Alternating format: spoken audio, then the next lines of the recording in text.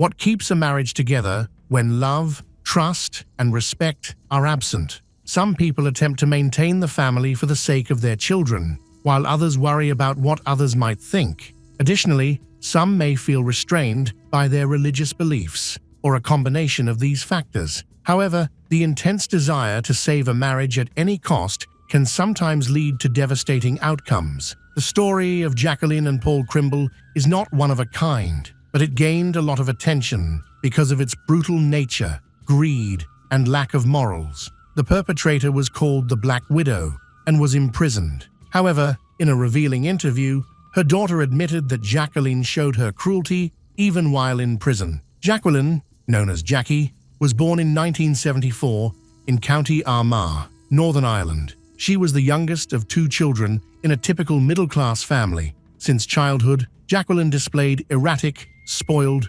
defiant, and occasionally aggressive behavior. As a teenager, her actions became increasingly unmanageable, but her family attributed this to typical adolescent issues, believing she would eventually outgrow it. In high school, Jacqueline met Paul Crimble, who was 3 years older than her and very different in personality. Despite their differences, they were drawn to each other, a classic example of opposites attracting. Paul was humble and shy. Coming from a religious background, he was a good student, recognized for his talents. Jacqueline's boldness, confidence captivated him. She was the first girl he had serious feelings for, and likely the only one. Jacqueline's parents were supportive of her relationship with Paul, believing he would help her become more calm and sensible. It often felt like they treated Paul better than Jacqueline, welcoming him into the family from the very first meeting. In contrast, Paul's parents were cautious about his choice, but they allowed the relationship to continue. Friends from school noticed that Jacqueline and Paul seemed mismatched. Jacqueline frequently instigated conflicts and preferred to settle matters with physical confrontations, while Paul always sought peaceful solutions. He was known for being friendly, open-minded, and responsible, consistently keeping his promises and ready to lend a helping hand. Paul was described as a kind, sensible, and mature young man, displaying wisdom beyond his years. At 17, Jacqueline became pregnant by her boyfriend, Paul, who was 20 and already in college. She told him right away. Upon hearing the news, Paul immediately stated that he was ready to marry her, take full responsibility for her and the baby. Jacqueline felt unprepared for family life and raising a child. However, terminating the pregnancy was not an option for her, as neither she nor Paul, belonging to a religious family, could consider it. Paul decided to buy an engagement ring and proposed to Jacqueline, who accepted. They had a simple wedding in 1992, celebrating with their closest family and friends. A few days before the event, Paul shared with his best friend that he and Jacqueline were fundamentally different in many ways. He had doubts about how genuine her feelings were and even felt afraid of her temper. Paul also questioned whether his feelings for her were true love or simply sympathy and obligation. Since he had never been in a relationship with anyone else, he had no basis for comparison. His friend listened carefully and cautioned Paul against going through with the marriage, suggesting it could be the biggest mistake of his life and might lead to lifelong unhappiness. Despite this advice, Paul was resolute. He felt he couldn't abandon Jacqueline, who was expecting their child. He believed that becoming a mother would positively change Jacqueline, making her more gentle and calm. Paul hoped for a positive future, but he was unaware of how mistaken he was. Family life without love began to reveal itself. In early 1993, they had their first child, a daughter named Danielle. 6 years later, Jacqueline gave birth to their son. Paul worked hard to support his family and ensured they had everything they needed. After their second child was born, the Crimbles decided to move to a larger home and bought a cozy 3-bedroom townhouse in Armagh, relocating in 2000. By that time, Paul had a senior position in mechanical engineering and was earning a good salary. Meanwhile, his wife chose not to work, saying she preferred to take care of the household and the children. Unfortunately, she wasn't very good at these tasks. Jacqueline was often selfish, lazy, quick-tempered, and displayed aggression, even toward their children. As the children got older, Jacqueline attempted to find a job, but her argumentative and confrontational nature led to her being frequently unemployed.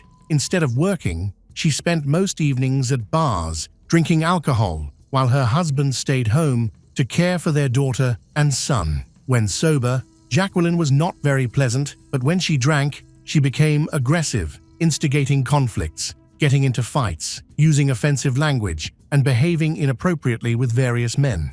Any attempts to ask her to behave more appropriately were met with hostility, making her unpredictable. Neighbors and family friends were aware of the situation, felt sympathy for Paul and the children, who were most affected by Jacqueline's behavior. Living in a small, quiet town, many people knew about her troubles and tried to steer clear of her. Her negative reputation impacted her husband and children, causing them to face issues with their peers at school. Jacqueline instilled fear in her family, as she could become aggressive at any time. Paul tried to tolerate the situation, but it was evident to his friends, family, and co-workers that he was uncomfortable around Jacqueline, or even when she was mentioned. Many advised him to leave her, but Paul was worried about losing custody of their children. During disagreements, Jacqueline would quickly threaten to prevent him from seeing their daughter and son. She also warned him that she could enlist her male acquaintances from bars to harm him. Consequently, Paul often surrendered to her demands and remained quiet. On the morning of June 20th, 2004, Jacqueline called emergency services, urgently asking for help. She reported that 3 strangers had invaded her home, attacking both her and her husband. They had tied them up and attempted to rob them before escaping in their car, taking her husband with them. When police officers and medics arrived at their home, they found Jacqueline with her hands bound behind her back using a plastic cable tie, but her legs were free, suggesting she had managed to partially escape. Interestingly, she showed no visible injuries or bruises, despite claiming that the attackers had beaten them. Thankfully, their children were not at home, as they had gone to spend the weekend with their paternal grandparents. Jacqueline recounted that the night before, she and her husband had gone to a bar to unwind. After having a few drinks, they returned home after midnight. As Paul was about to open the front door, 3 masked individuals suddenly emerged from the shadows and forced their way inside. The intruders, armed with a gun, restrained the couple, physically attacked them, demanded money, and banned substance. Paul attempted to compromise with them, pleading for their release and promising not to contact the police. But this only made the attackers more aggressive. They struck him multiple times and began to suffocate him with a plastic bag, while Jacqueline looked on in horror. When the intruders realized there was no cash or illegal substances in the house, they decided to take the car, but inexplicably took Paul with them, leaving Jacqueline tied up and alone. After the criminals took Paul away, Jacqueline was able to reach the phone and call the police, using her toe to dial. She believed her husband might still be alive and urgently pleaded with the detectives to rescue him. Despite her frantic situation, Jacqueline seemed unusually calm, but the authorities found no reason to doubt her at the time. The investigators to start gathering evidence at the crime scene. They sought any information about the attackers, but Jacqueline stated that the criminals wore masks and she couldn't remember any distinguishing features like their clothing, speech, or physical traits. All she could confirm was that there were 3 male assailants. By Monday morning, less than a day after the attack, the search had begun. The Crimble family's car was found abandoned 3 miles from their home, parked in a deserted alley next to an empty house. Inside the trunk, authorities discovered the mutilated body of Paul. He showed clear signs of beating and torture. His hands were tied behind his back, his legs were bound with a cable tie, and his body was marked with numerous bruises. These criminals left no evidence behind, which was odd. When Jacqueline was informed about this horrifying discovery, she remained calm. It seemed that the violent loss of her husband, the father of her children, did not affect her much. Although she attempted to show surprise and grief, she did not shed a single tear and instead asked when she would be able to get her car back. Her unusual reaction raised suspicions, leading the police to scrutinize her. At first, Jacqueline's story was accepted without question and regarded as the only trustworthy version of events. However, her odd behavior as a widowed mother of two raised doubts among law enforcement, leading them to suspect she might be dishonest. Investigations revealed that her marriage to Paul had been deteriorating for a long time, and she was not an exemplary wife or mother. Neighbors, acquaintances, even her own children and parents had negative things to say about her. Additionally, it emerged that Jacqueline had been involved with a man named Roger Ferguson for several months. Roger, who lived with his mother on a farm in Armagh, was frequently seen with Jacqueline at various entertainment spots in town, where they were drinking. He would also visit her at home while her husband was at work and the children were at school and daycare. A day after the disfigured body was discovered in a car, Jacqueline went from being seen as a victim to the primary suspect, with Roger now viewed as a potential accomplice. While there were no reports of suspicious individuals seen in town, nearly everyone who had interacted with the victim shared negative opinions about her. It was soon discovered that the deceased man had an insurance policy worth £300,000 British pound, which would go to his wife upon his death. This created a potential motive for the investigation. Before, Jacqueline stated that she was able to call for help by using her toe on a button phone. However, during the first inspection of the crime scene, investigators observed that the phone was on the coffee table face down, while her hands were tied behind her back. This made it impossible for her to have flipped the phone over after making the call or to have dialed for help if it had been in that position from the beginning. Their computer search history showed unusual inquiries. Someone had been searching for information about life insurance payouts and procedures related to the death of a policyholder for several months. When Jacqueline was questioned about this, she insisted she had no knowledge of it and suggested that Paul might be interested. Roger, suspected of being an accomplice in the crime, had a strong alibi. His mother stated that he had stayed home all night because he was feeling unwell. She mentioned that, around 1:30 a.m., she was looking in the medicine cabinet for something to treat his stomach problems. Despite her convincing account, police did not remove her son from the list of suspects. The police tracked the suspects' locations on the night of the crime using their cell phone signals and found that Roger was not at home, as his mother had claimed. Instead, he was at the Crimbles' house for several hours.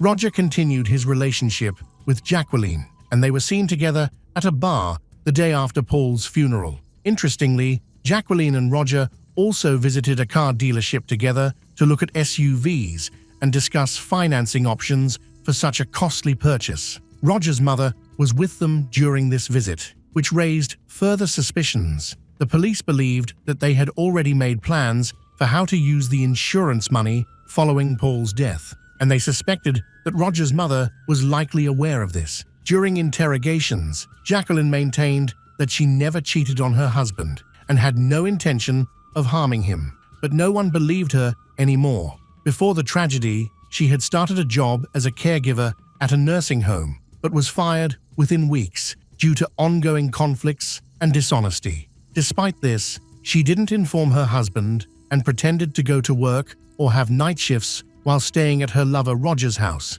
Her deception was uncovered by chance when Paul met one of Jacqueline's former colleagues, who revealed the truth to him. When Paul confronted Jacqueline, it led to another heated argument. She threatened to leave him for her lover, take the children, and prevent him from interacting with them, which became Paul's biggest fear. To avoid losing his family, he chose to overlook her infidelity and could only confide in his closest friend, who later served as a witness in court, recounting Paul's situation. A cunning plan was in the works. Roger was not very bright. He was somewhat gullible and easily influenced. Jacqueline quickly took control over him, using her charm to make him do whatever she wanted. He would readily fight for her, which made her feel important. He was likely in love with her and believed everything she said. Meanwhile, Jacqueline complained to Roger about her husband, claiming he was rude, cruel, even abusive. Although these accusations were untrue,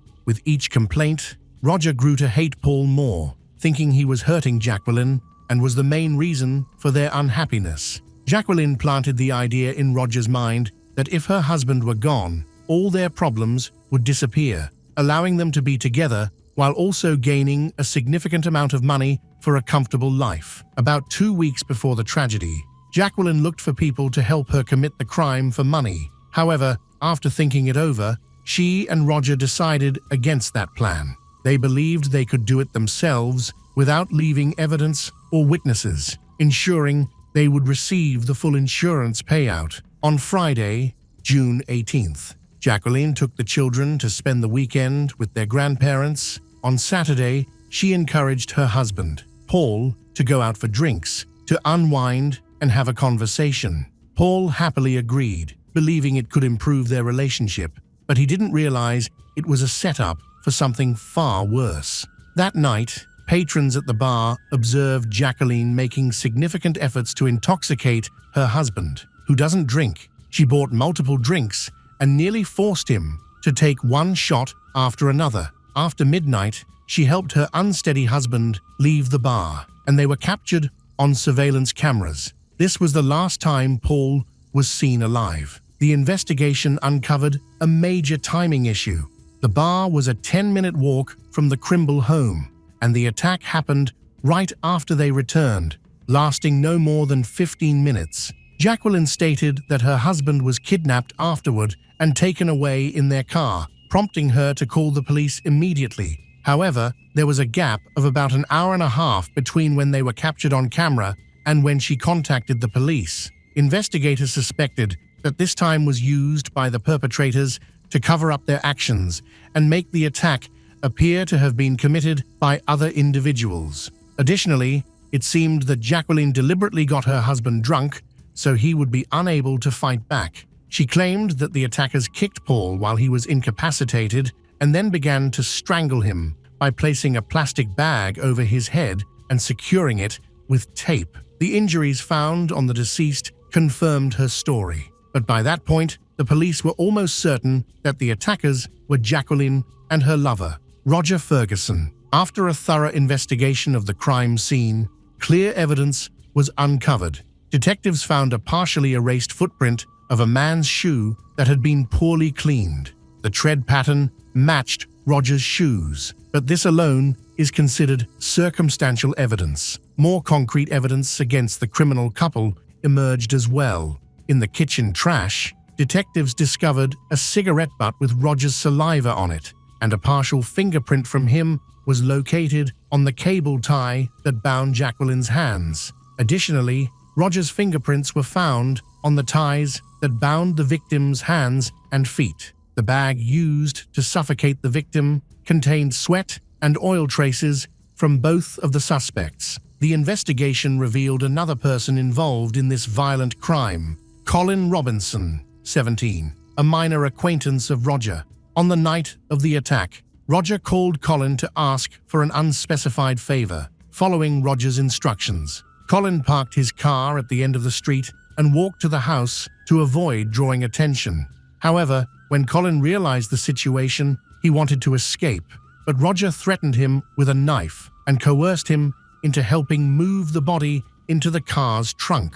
Afterward, they drove the car to a secluded area and abandoned it. Initially, Colin denied any involvement in the crime, but during a second interrogation, he broke down and started to confess. The trial and sentencing took place after a thorough investigation that lasted several months. During this period, investigators collected solid evidence, interviewed witnesses, and obtained a confession from the third person involved in the crime.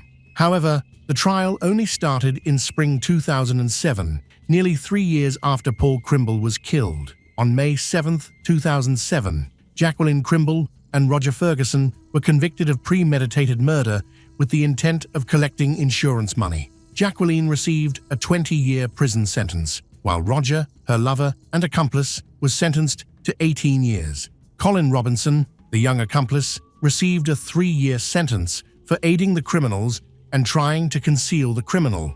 Additionally, Roger's elderly mother was also held accountable for perjury and giving a false alibi for her son. Given her old age and serious health issues, she was sentenced to only 1 year of probation. Jacqueline sought revenge on her own children. Even while in prison, she felt bitterness towards her family for not supporting her during her trial and for their relief at her imprisonment. Her own mother even stated that people like Jacqueline should be kept away from society to prevent them from causing harm. Strikingly, just days after her husband's funeral, Jacqueline destroyed all of his belongings and photographs, wanting nothing to remind her of him. However, Danielle managed to save a few pictures of her father, hiding them in her bedside table without her mother's knowledge. The £300,000 insurance payout, for which Paul was murdered, went to his children. The children lost both of their parents in an instant, but their difficulties continued. Their mother was fiercely opposed to allowing either her parents or the parents of her deceased husband to take care of them. She fought hard to deny them guardianship rights, which led to the children entering foster care, even though they had living grandparents. At the time of the tragedy, Danielle was just 11 years old, and her brother was only 5.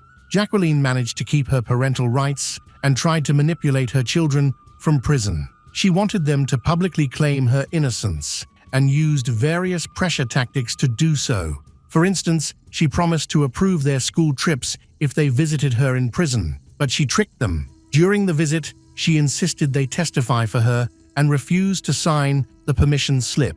As a result, they were the only ones in their class who couldn't go on weekend trips. Danielle is now living in Basingstoke, working at a daycare and in a relationship with Simon Bryce, an engineer, her brother, who has a solid education and has relocated to London. The harrowing tale of Jacqueline and Paul Crimble underscores the devastating consequences of a marriage sustained by obligation rather than love, trust, or respect. Jacqueline's calculated murder of her husband, driven by greed for a £300,000 insurance payout, and executed with chilling ruthlessness alongside her lover, Roger Ferguson, not only claimed Paul's life, but also irreparably fractured their family. The children, Danielle, and her younger brother were left to grapple with the loss of their devoted father and the betrayal of a mother whose cruelty persisted even from behind bars. Despite inheriting the insurance money, no financial remedy could heal the emotional wounds inflicted by Jacqueline's actions or restore the stability stolen from their childhoods. This case serves as a stark cautionary tale. Clinging to a toxic relationship under the guise of duty or societal pressure can lead to catastrophic outcomes, leaving a trail of heartbreak and irreparable loss. Hello friends, welcome to our channel. Today we're going to take a look at another horrible case with you.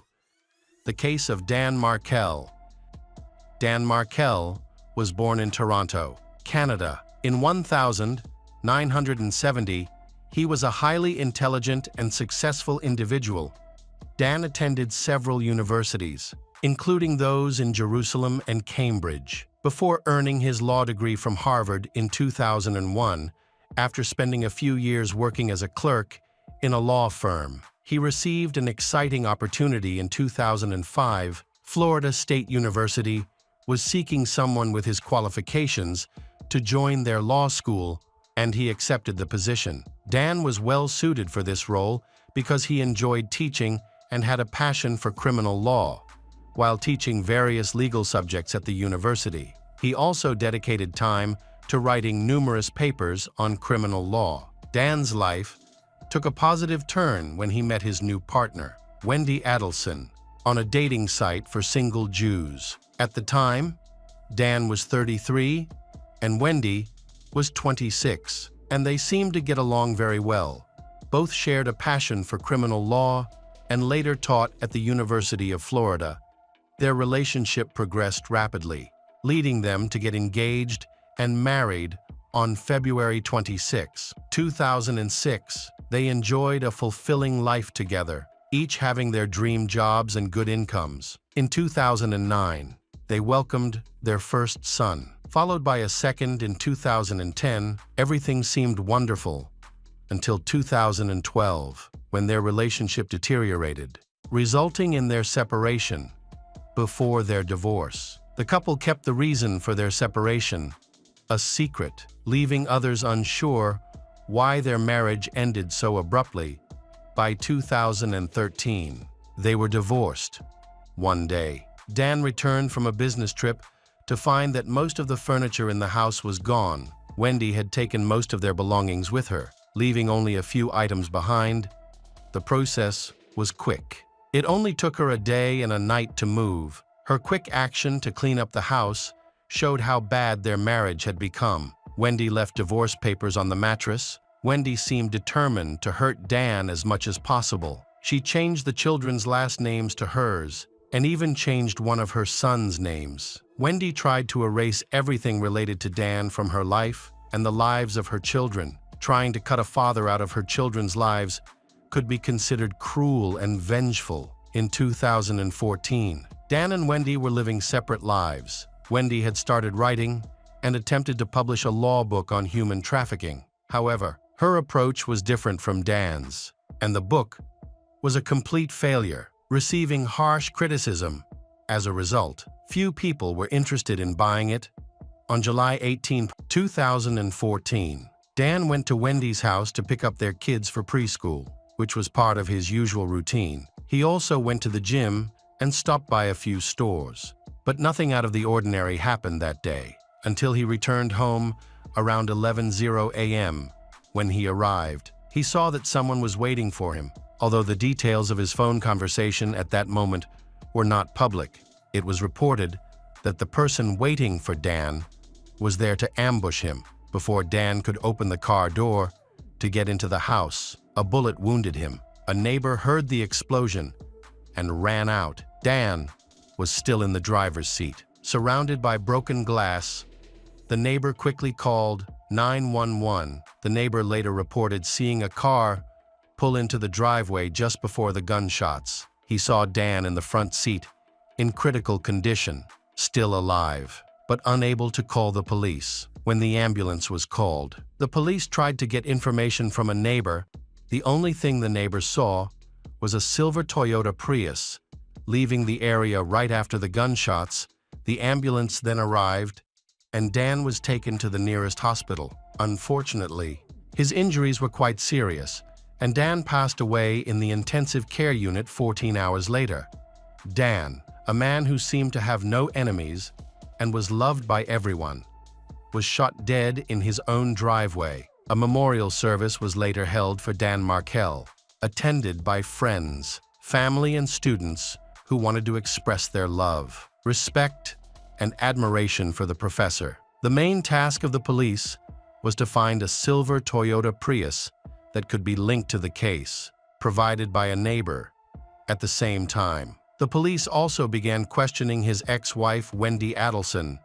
She was brought in for questioning on the same day Dan was killed. As Wendy entered the interrogation room, she received a voice message from a friend who was a real estate staff. The message stated that there had been a shooting near where Wendy used to live and that she hoped Wendy was okay. The voice message continued, explaining that there had been a shooting at Wendy's old home and that her ex-husband was seriously injured and would likely not survive. Wendy was very upset and began to cry. She said that she had emailed Dan that morning and that everything seemed fine. She then asked the police what had happened to Dan. The police responded that they could not share any information until they had confirmed her whereabouts at the time of the shooting to rule her out as a suspect. Wendy told the police that she had left her home around noon to run an errand. When the police asked her if she knew anyone who would want to hurt Dan, she burst into tears and struggled to answer. She finally said that Dan was sometimes mean to people, but she couldn't believe anyone would be cruel enough to hurt him. The police then asked if Dan owed anyone money, and with tears in her eyes, Wendy revealed that Dan owed her child support. She seemed genuinely shocked by the situation. Police ruled out robbery as a motive because the killer did not try to break into a home or car or search pockets for valuables like a wallet, house keys, or credit cards.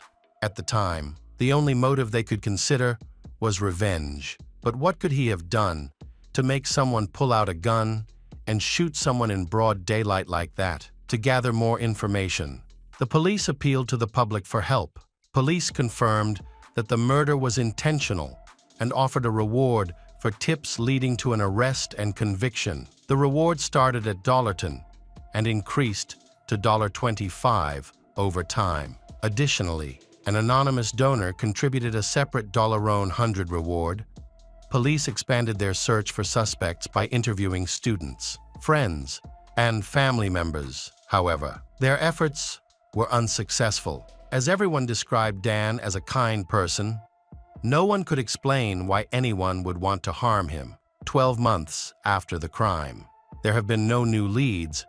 Police held a press conference and released a photo of a silver Toyota Prius. They did not explain why they waited a year to share this information. Further appeals from the public have yielded no results, and nearly 2 years have passed without any new leads in the case. The perpetrator has had enough time to destroy all evidence, making it difficult for police to solve the case. This continued until May 26, 2016, nearly 2 years after Dan's murder. A Leon County judge issued an arrest warrant for Sigfredo Garcia, a 30-year-old man charged with first-degree murder in the death of Dan Markel. Tallahassee police did not release details at the time of the arrest. However, a few days later, police learned that Sigfredo had an accomplice, Luis Rivera, also 30, of Miami, who was seen driving a rented silver Toyota Prius between motels on July 16-17. Police collected various pieces of evidence about the couple, including cell phone records, electronic toll collection data, and surveillance footage from nearby buildings and buses. They believed that on July 18, Dan was being monitored as he went about his daily routine, which included trips to kindergarten, the gym, and shops before heading home. However, one question has been raised: why would these two men kill someone they apparently never met? Police suspect that this may have been a contract killing, implying that Sigfredo and Luis were paid to kill Dan. If this was indeed a contract killing, then who hired them? Sigfredo and Luis realized that no matter how much money they were paid, their crimes could not be hidden. They then began to confess to the police that they were hired by Charlie and Donna Adelson. Charlie was Wendy's brother, and Donna was her mother. On the surface, they seemed to be respectable people. Running a pathology clinic together, Charlie worked as a dentist, while Donna focused on patient care. However, this information was not enough to convict Charlie and Donna. The police knew that the suspect could name anyone to save himself to find answers. The police turned to a woman named Catherine Magbanua. She was related to Charlie Adelson and was also the ex-wife of Sigfredo Garcia. Phone records show that Catherine received a call from Luis shortly after Dan's murder. Likely to inform her that the mission was complete, Catherine was the sole intermediary between Luis, Sigfredo, and Charlie, as they had never met. Over a 12-month period, Catherine sent tens of thousands of dollars, starting a few months before Dan's murder and continuing for months afterward. Most of the payments were made by check, a risky option for Donna's family because checks were easily traceable due to the signature requirement. Each check sent bore Donna Adelson's signature. After investigation, it was discovered that Donna had a strong dislike for her former son-in-law, especially in the months leading up to the murder. She had sent a series of angry emails, filled with curses and insults, aimed at Dan. In these emails, she used every vulgar word she could think of to describe him, while the entire Adelson family lived in Miami. Wendy lived in Tallahassee, near Dan's home. She wanted to move to Miami to be closer to her family, but Dan was against it. He did not engage in any violence or threats against Wendy, which allowed him to go to court and get a judgment preventing her from moving away with the children. During their divorce, they agreed to split custody of the children. In a 50-50 agreement, however, there was another reason Donna hated him. Dan went to court shortly before he was murdered to file a motion to prevent Donna from spending private time with her children without supervision, while serving time for other crimes. Luis asked to speak to the police. He said he had information that could lead to a deal. The police agreed to meet with him. During questioning, Luis shared his story. He said he did not know Dan was going to be killed until he was in the car with Sigfredo. Previously, Sigfredo had told him it was just a simple robbery. After getting in the car and learning about Dan Markel's murder, Luis was upset and insisted that he did not want to kill a man he had never met, especially since the man had 2 children. Louis also mentioned a woman named Catherine, saying that she was behind the plan up to this point. Charlie and Donna continue to deny any involvement in the murder. Although the police have checks signed by Donna, however, these checks do not necessarily indicate that she intended to kill Dan. They could have been written for a variety of reasons. At this point, the FBI gets involved and formulates a plan. Charlie begins to receive unusual phone calls from a man identifying himself as Sandy. Sandy questions why Luis isn't being processed in prison. Although Charlie is frightened by the calls, he tries to remain calm and does not reveal anything incriminating. In reality, Sandy is an undercover cop. The FBI has also hacked into Charlie's cell phone in hopes of gathering evidence against him. In July 2016, a Leon County grand jury indicted Sigfredo and Luis for murder. Catherine was later arrested. Luis's charges were reduced to second-degree murder. Luis Rivera was sentenced to 19 years in prison. Catherine and Charlie's trials were held together on October 19, 2016. As they were facing the same charges, the defense argued that Charlie Adelson was the mastermind behind the murder plot, claiming he had promised to split $100 between the 3 of them so that Wendy could gain full custody without further interference from Dan. During the trial, the prosecution presented a key witness, Jeffrey Lucas, Wendy Adelson's ex-boyfriend. He testified that Wendy had told him that her brother, Charlie, had mentioned the idea of hiring a hitman to kill Dan several times. On July 13, Wendy asked Jeffrey if she could share something confidential. She revealed that Charlie had explored various options for dealing with her problems and had discussed hiring a hitman to eliminate Dan. At an estimated cost of $50, Sigfredo claimed in court that Luis fired the fatal shot. However, this defense was not enough to save Sigfredo from first-degree murder. Sigfredo Garcia was convicted and sentenced to life in prison without the possibility of parole, plus an additional 30 years for his involvement in the conspiracy. Sigfredo said he would appeal the sentence. Catherine denied any involvement in the murder during her trial alongside Sigfredo. Her charges were reduced to second-degree murder, but the jury could not reach a verdict. The judge declared a mistrial. This retrial began on May 16, 2022, and lasted 11 days. The jury was more decisive this time. And on May 27, 2022, Catherine Magbanua was found guilty of first-degree murder and incitement to commit murder. She was sentenced to life in prison without the possibility of parole, plus an additional 30 years for incitement and another 30 years for conspiracy. Although the 3 main perpetrators were thought to be incarcerated, a new arrest occurred. On April 21, 2022, police arrested Charlie Adelson at his home. He was charged with first-degree murder, conspiracy to commit murder, and solicitation to commit murder. Following this, police discovered audio recordings of conversations between Catherine and Charlie discussing their conspiracy on the day of Charlie Adelson's trial. He was sentenced to life in prison plus 30 years for each of the conspiracy and solicitation charges. As this case comes to a close, many questions remain unanswered. The defendant's testimony suggests that Dan Markel needed to be killed in order for Wendy to gain full custody of their children. This raises the possibility that Wendy may have had a larger role in this case than she admitted.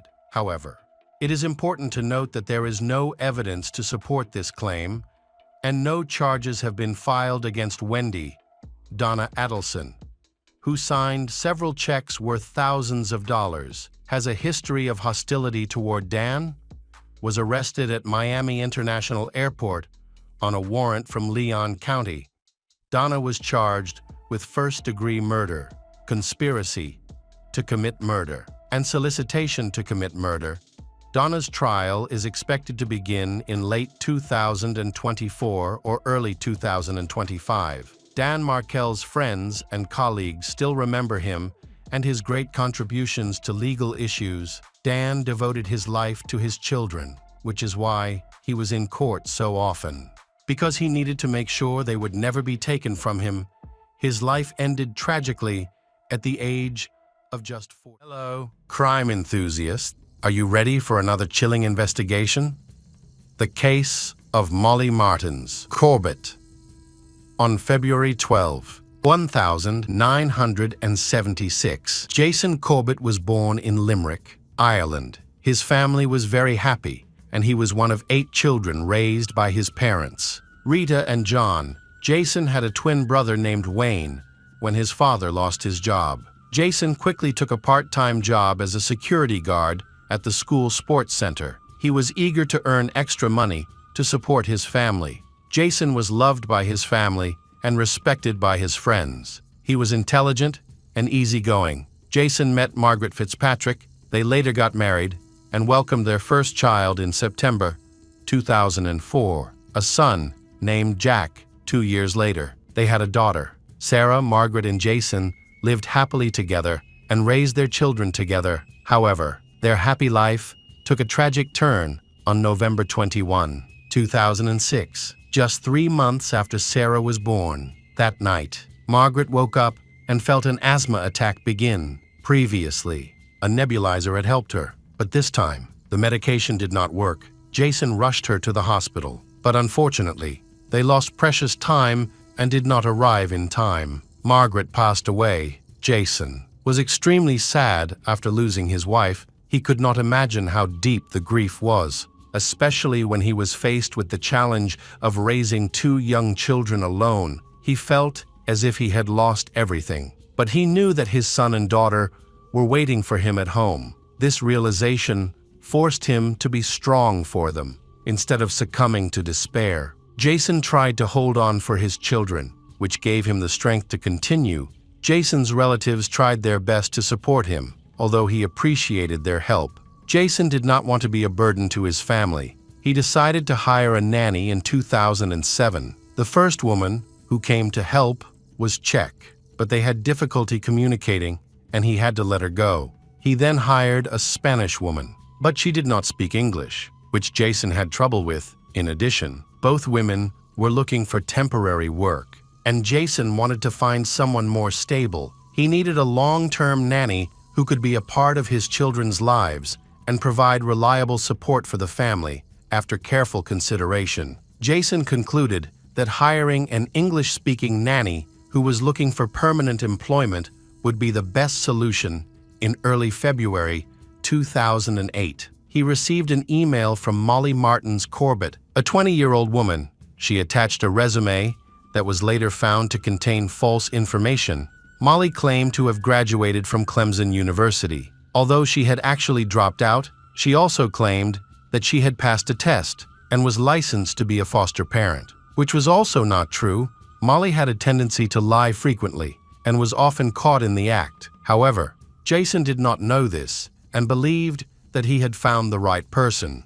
Molly agreed to move to Ireland to care for Sarah and Jack. She lived in Knoxville, Tennessee, and flew to Ireland on March 10, 2008. Things did not start well for Molly when she arrived at customs. She was refused entry because she had only purchased a one-way ticket. This caused complications with immigration because she could not confirm how long she would be staying or provide a special work visa. Eventually, Molly was able to resolve the issues and was allowed to enter the country Jason asked a good friend of his to pick Molly up at the airport. The friend later said that, when she first met Molly, she felt that the young woman might not be right for Jason. Molly was attractive and dressed very formally, almost as if she were competing for a beauty pageant rather than working. However, Sarah and Jack quickly got used to Molly, and things seemed to go well. Molly looked after the children, and Jason felt very comfortable. Over time, Molly and Jason developed a closer relationship,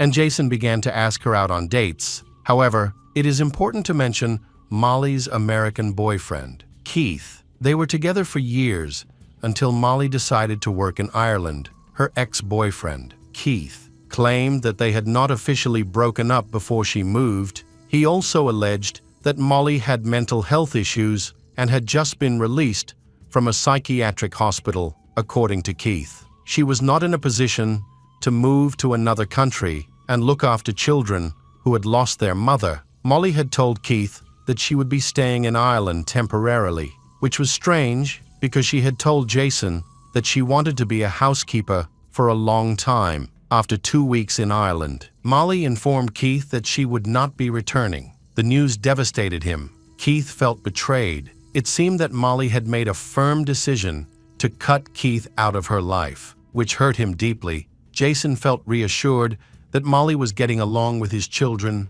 and that everything seemed to be going well. The children were growing attached to Molly, and everything seemed fine. However, Tracy, Jason's sister, realized that Molly had some suspicious points. Molly did not want to discuss her past in America, no matter how they asked. She always answered vaguely, as if she was hiding the truth. The couple's relationship progressed quickly, but Jason emailed Molly and asked her to return to house for a while. He expressed in the email that he felt their relationship was moving too fast and admitted that he was not ready for a second marriage. This upset Molly, and she responded with some harsh words. In the end, they decided to stay together, but Jason wanted Molly to find another apartment and a new job. Molly agreed to this, but in the end, she never moved out and continued to live in Jason's house. One day, she expressed that she no longer wanted to live in the house where his ex-wife Margaret used to live. After much persuasion, Jason agreed and sold the house. On Valentine's Day, 2010, he proposed to Molly. He truly loved her. And, most importantly, he was sure that the children loved her too. The couple got engaged, and their life together became lively and joyful. Eventually, Molly said that she missed her homeland and wanted to leave Ireland, suggesting that the family moved to the United States. Jason's family then moved to North Carolina, where they bought a house. The wedding took place on June 4, 2011, in Nishi. Molly's father, Thomas Martins, escorted her down the aisle, while Jack and Sarah carried the ring and flowers. The photos taken that day capture the joyful atmosphere. However, there are some important details to consider. Molly claimed to her friends that she and Margaret were friends before Margaret's death. This is not true, as Margaret died in 2006, and Molly did not know Jason or his wife before that. Molly's tendency to spread misinformation is worrying. During the wedding, she also threw a tantrum over the McDonald's food Jason's nephew was eating. The boy had food allergies and could not eat from the communal table. One of the guests noticed this, went to McDonald's and bought the child some snacks. This angered Molly, who reacted violently and lost her temper several times. Years later, Jason's family still lives in North Carolina, and the kids call Molly Mommy. Molly works part-time as a swim instructor and spends most of her free time at home with the kids. Meanwhile, Jason works long hours as a manager at a packaging plant. The couple has made many new friends, and Jason is well liked for his kindness and friendliness. He is often seen chatting with neighbors or hanging out with friends. Although things seem to be going well for them, there are actually some underlying problems in their marriage. One of the biggest problems is that Molly wants to adopt a child, but Jason is against the idea. He refuses his wife's request, not out of anger, but perhaps because he doubts the longevity of their relationship over time.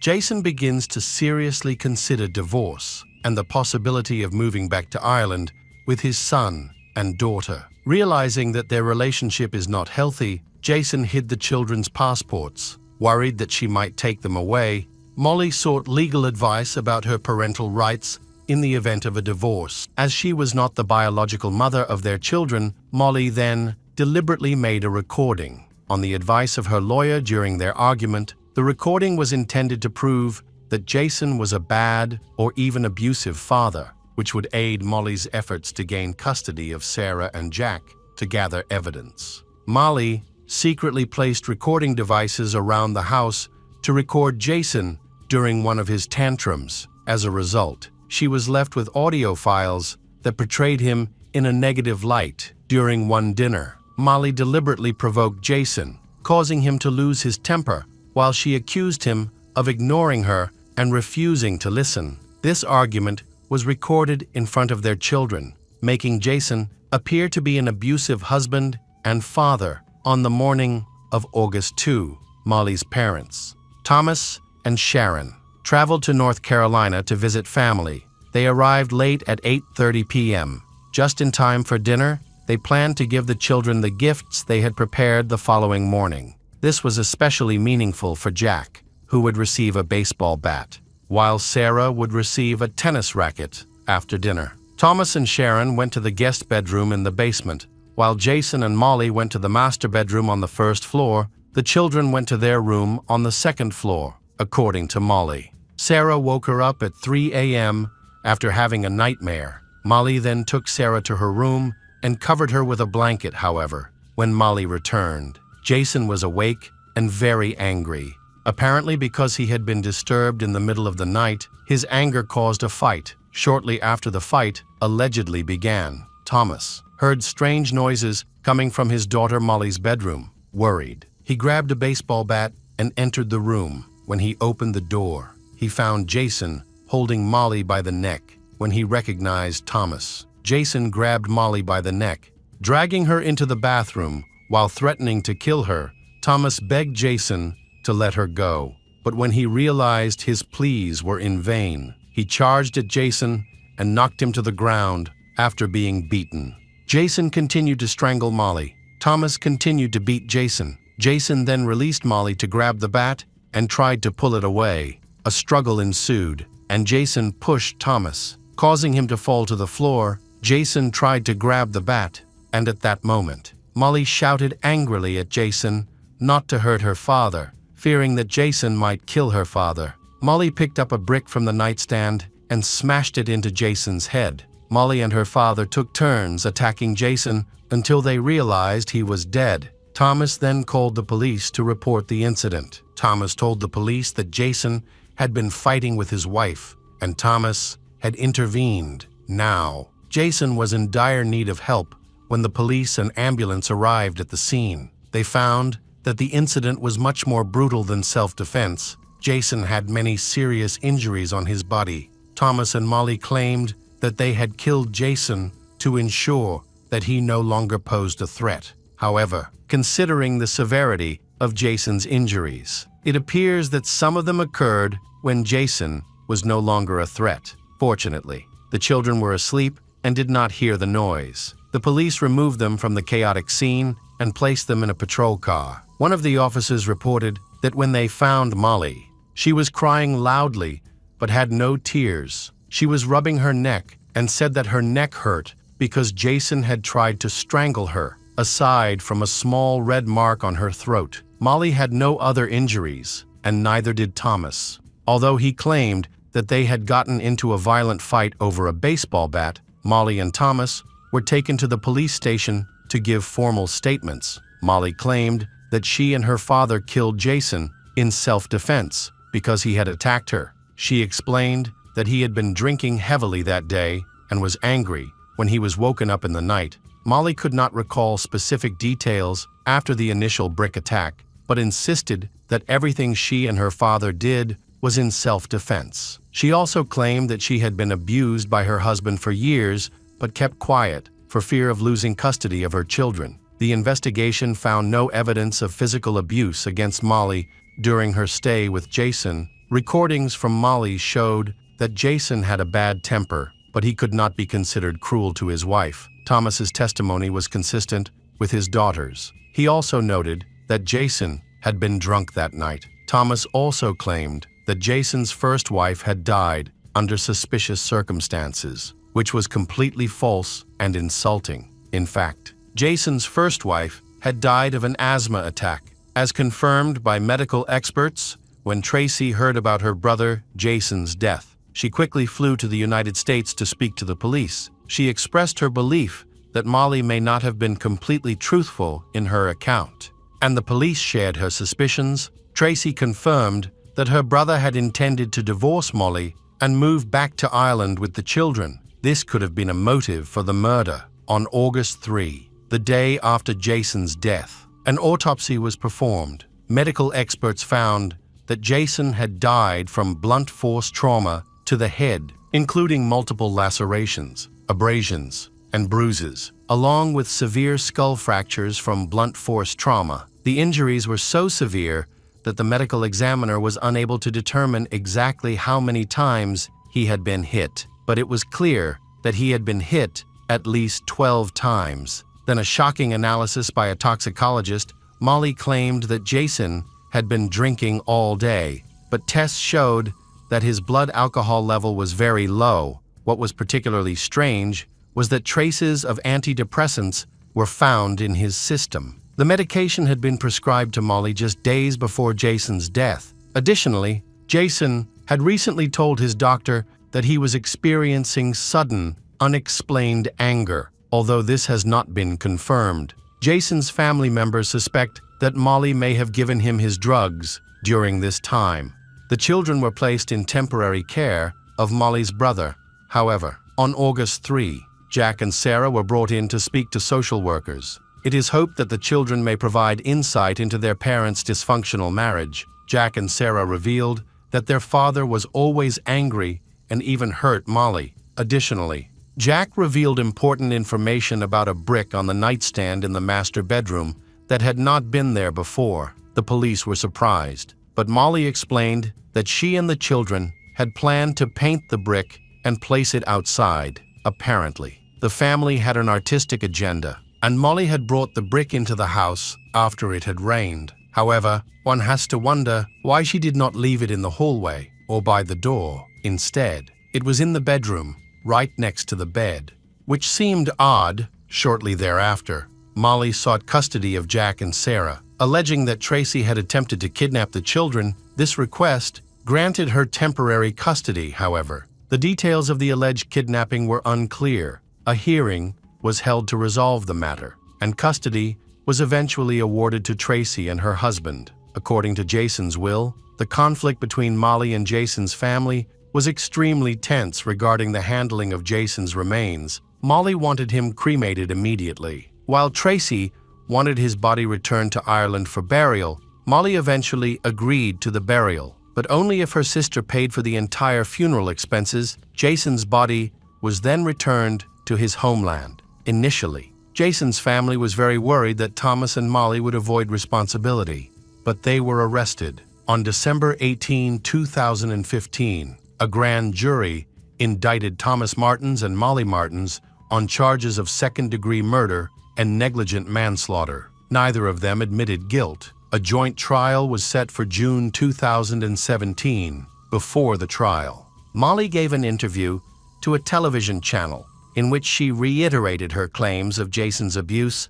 and asserted her innocence in his death. However, at this point, Jack and Sarah changed their original statements. They claimed that their father was not abusive and that they had been coerced into lying. This development further complicated the situation, as no testimony from the children was considered admissible in court, giving neither the prosecution nor the defense an advantage. Both sides presented forensic evidence in court, including crime scene photographs and medical evidence to prove that Jason had been brutally murdered. The prosecution pointed to Jason's $600 life insurance policy and pointed out that he had not formally adopted Molly, suggesting a strong motive for the crime. The defense portrayed Jason as a terrible person and a cruel husband. Molly chose not to speak in her defense. which may have worked in her favor. The trial lasted until August 9, 2017, and after 3 hours of deliberation, the jury found Molly Martins and Thomas Martins guilty and sentenced them to 20 to 25 years in prison. A week later, Thomas and Molly filed an appeal, arguing that the jury had acted improperly. Specifically, they pointed out that immediately after the trial, a juror had spoken to a member of the press, which they found unacceptable. On December 1, 2017, they filed an appeal to the North Carolina Supreme Court, and in early 2021, they were successful. Thomas and Molly were released on $200 bail and left the Davidson County Jail within an hour of each other following their release. There was reasonable speculation about a potential settlement, however. The father and daughter maintained their innocence. Their retrial in October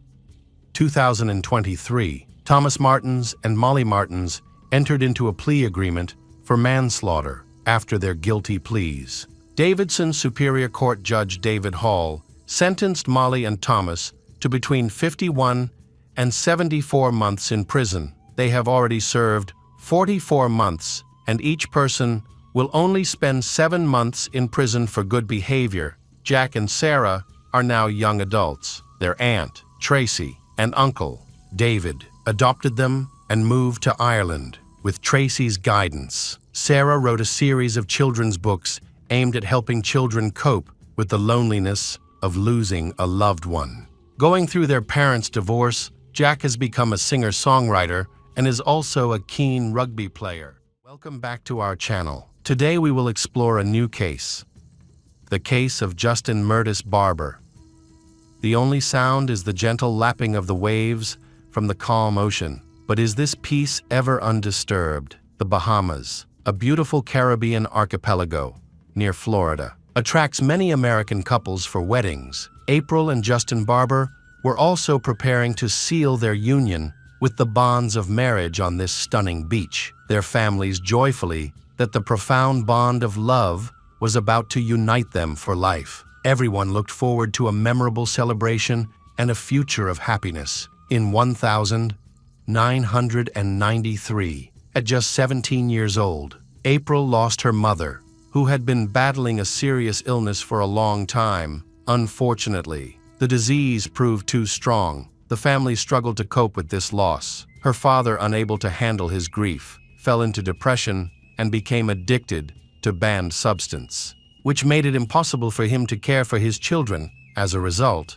April had to take on the responsibility of looking after her younger brother and sister. She effectively became a mother figure, managing household tasks, taking her baby brother to daycare, and her sister to school. April worked hard to keep everything organized and ensure that important tasks were not overlooked. She also focused on her studies, determined not to let her circumstances lead her to drop out of school or fall into depression like her father. Through her strength and resilience, April was able to navigate this difficult period in her life. The death of her mother motivated her to pursue a career in medicine and help fight cancer. April's determination is impressive. She successfully enrolled at the University of Oklahoma, achieving her first goal. Her time as a student was filled with more joy. She made friends and found happiness again. In 1998, when April turned 23, she met Justin Barber, 20-year-old who was in his final year at the same university. Although April had dated other guys before, none compared to Justin. He was ambitious, one of the top students in his class, and had a clear vision for his future. April quickly fell in love, and her heart raced every time Justin walked by. Soon, Justin fell also deeply in love with her and decided to introduce her to his parents. April made a great impression on them, and they were thrilled with their son's choice. Their close friends recognized that Justin and April was meant to be together, and that nothing could stand in the way of their future. The couple felt the same way and decided not to delay their plans. They took a confident step and decided to get married. Some people initially thought of April and Justin's decision was rushed, but they quickly changed their minds. And conquered by the love of the couple, in 1999, 999. April and Justin took a week-long trip to the Bahamas to celebrate their long-awaited wedding. The celebration was a success, and they enjoyed their honeymoon after moving to Georgia. They both found jobs. Justin became a salesman, while April worked in the radiology department, marking a significant advancement in her career. 2 years passed quickly. They was happy, and everything was going well. April and Justin faced their first challenge when Justin was offered a highly favorable position as a commercial director. It would be unwise to turn down such an opportunity, however. There was one issue. The job was located in Jacksonville, Florida, which was over 3 hours away from home. Despite this, April encouraged he to accept the job, confident that they would find a solution to the distance, since she couldn't leave her job in Georgia yet. She stayed behind while Justin moved to Florida. They agreed to meet on weekends in various locations. Although the situation was tough, they quickly adapted to their new circumstances.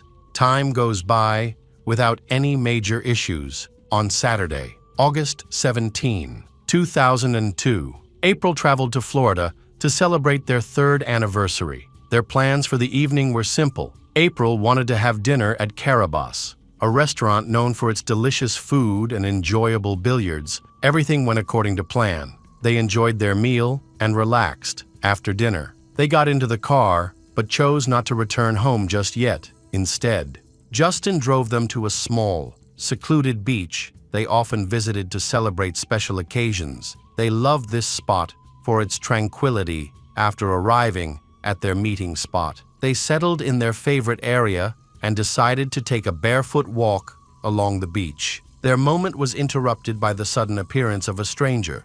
April and Justin exchanged confused glances. People were so rare in this area. Before they could fully process the situation, the man began to threaten them in the moonlight. His face was hard to see, but they could tell he was wearing a cap and yelling loudly. Justin suspected it might be a robbery. Just then, the man pulled out a weapon without thinking. Justin charged at the stranger to protect April. A violent struggle ensued, followed by the sound of a weapon. Justin lost consciousness during the fight. When he woke up, he found himself alone on the beach. The attacker had fled. Simultaneously, April was missing. He called out her name, but there was no response. What had happened? Had the criminal taken her, or had she managed to escape?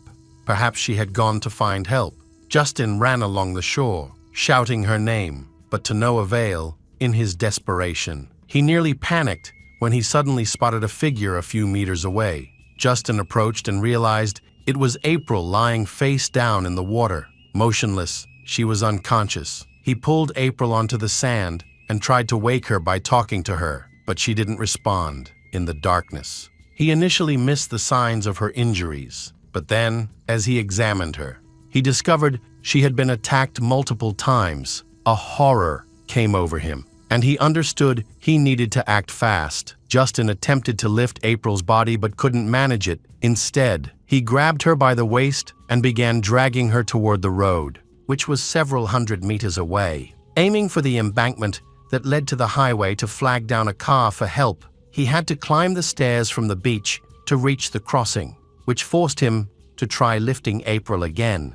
But he failed, summoning his last bit of strength. He finally lifted her, but immediately collapsed to the ground. He did not understand what was happening to him. There was no trace of energy left. Suddenly, Justin realized he was injured as well. Discovering 4 weapon wounds on his body, he faced a tough decision between to stay with April and most likely die with her, or go in search of help, leaving his wife in the wilderness. Ultimately, he chose to seek assistance and made his way to the road to hitchhike. After 3 cars passed without stopping, he spotted his own car parked nearby. Struggling, he managed to reach it and got behind the wheel. Although he risked losing consciousness during the drive, he felt there was no other choice. As he entered the city, he continuously scanned for anyone who might help him. At a traffic light, when it turned red, he brought the car to a stop and dialed emergency services. The medics were the first to arrive,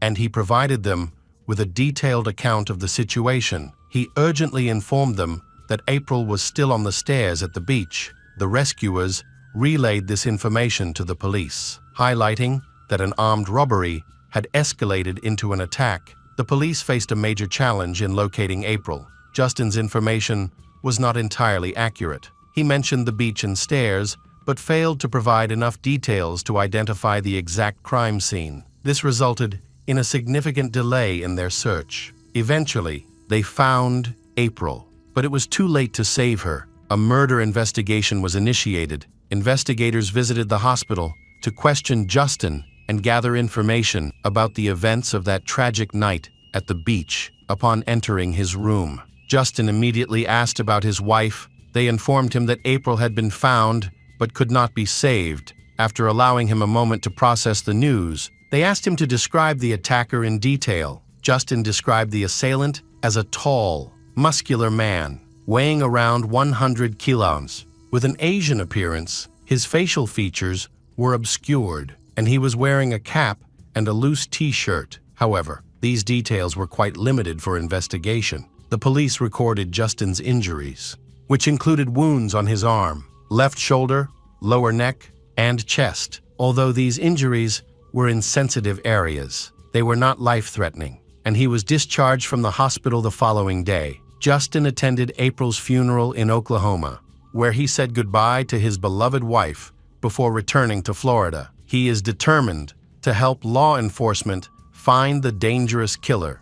Justin spent over 10 hours at the crime scene, describing the events that occurred along the ocean shore and answering all the investigators' questions during this time. A potential lead surfaced. An eyewitness reported seeing a car parked next to Justin's on the night of the murder. However, this lead was considered unhelpful because the witness could not recall the car's model or license plate. Investigation into the case revealed that April was likely feeling anxious, so she carrying a stun weapon. Additionally, 3 weeks prior to the incident, her home had been robbed and her car had been broken into. This raised concerns that someone might have been stalking her or planning to harm her. To investigate further, they interviewed April's colleagues in Georgia. Everyone claimed that the break-in was unrelated to the murder, leading investigators to suspect that someone close to April and Justin may have had a motive to harm them. As the investigation continued, Justin became frustrated with what he perceived as a lack of urgency from law enforcement. He not realizing that detectives were deliberately keeping their true suspicions from him. They believed he was the actual killer. Justin's description of the robbery at a remote beach raised alarms among investigators, since such crimes were rare in that area. There had been no previous reports of similar incidents, and it seemed unlikely that a thief would wait several days to find a target. Additionally, after the attack, the assailant left behind Justin's belongings, including his wallet and April's diamond ring, which made it difficult to believe that the motive was theft. After Justin buried his wife, he returned to Florida. Eager to help with the investigation, he spent hours on the beach trying to remember details of the attack. However, detectives closely observed his actions. They noticed that he seemed to be faking his grief. He covered his face with his hands, but did not actually cry. During questioning, Justin claimed that 3 cars drove past him without stopping to help. If this were true, at least one of the drivers should have called the police after seeing him hurt. But no calls were made. He also mentioned that he drove about 15 kilometers before stopping at a red light, which enabled him to call for emergency assistance. Investigators followed his route and were confused as to why he had driven such a long distance when there were numerous 24-hour stores nearby where he could have sought help. He passed by a McDonald's that was always open, as well as a pharmacy and a gas station, both of which never closed. Why did he need to drive 15 kilometers? These inconsistencies led the investigators to focus more on Justin. They started looking into the couple's seemingly perfect life, which once again revealed that appearances can be misleading. From an outside perspective, it appeared that Justin was very devoted to April when they moved to Georgia. April's younger siblings came to live with them. However, the busy work schedules made it difficult to care for the children, so they decided to send them back to Oklahoma. Justin strongly opposed this decision, insisting that the kids stay with the family and becoming visibly angry. This reaction surprised their family members, who thought Justin was trying to maintain an appearance for show. Additionally, Justin often belittled April by constantly monitoring her weight and taking every opportunity to insult her if she gained any. This behavior took a toll on April, causing her significant emotional distress as she became fixated on dieting to avoid further criticism. Moreover, there is more serious evidence that points to trouble. April suspected her husband of infidelity during the weeks he spent in Florida. She believed he was seeing another woman, whose identity remained unknown. But she was aware that this woman attended tennis sessions with him. April had previously spoken to Justin about suspicions regarding his fidelity, but he denied everything. The investigators found Justin's mistress, Shannon Kennedy, an employee of a rental car agency that Justin worked. Shannon became involved in the investigation. She went to the police station for questioning and was extremely frank. She said that she and Justin really had an intimate relationship while she was being questioned.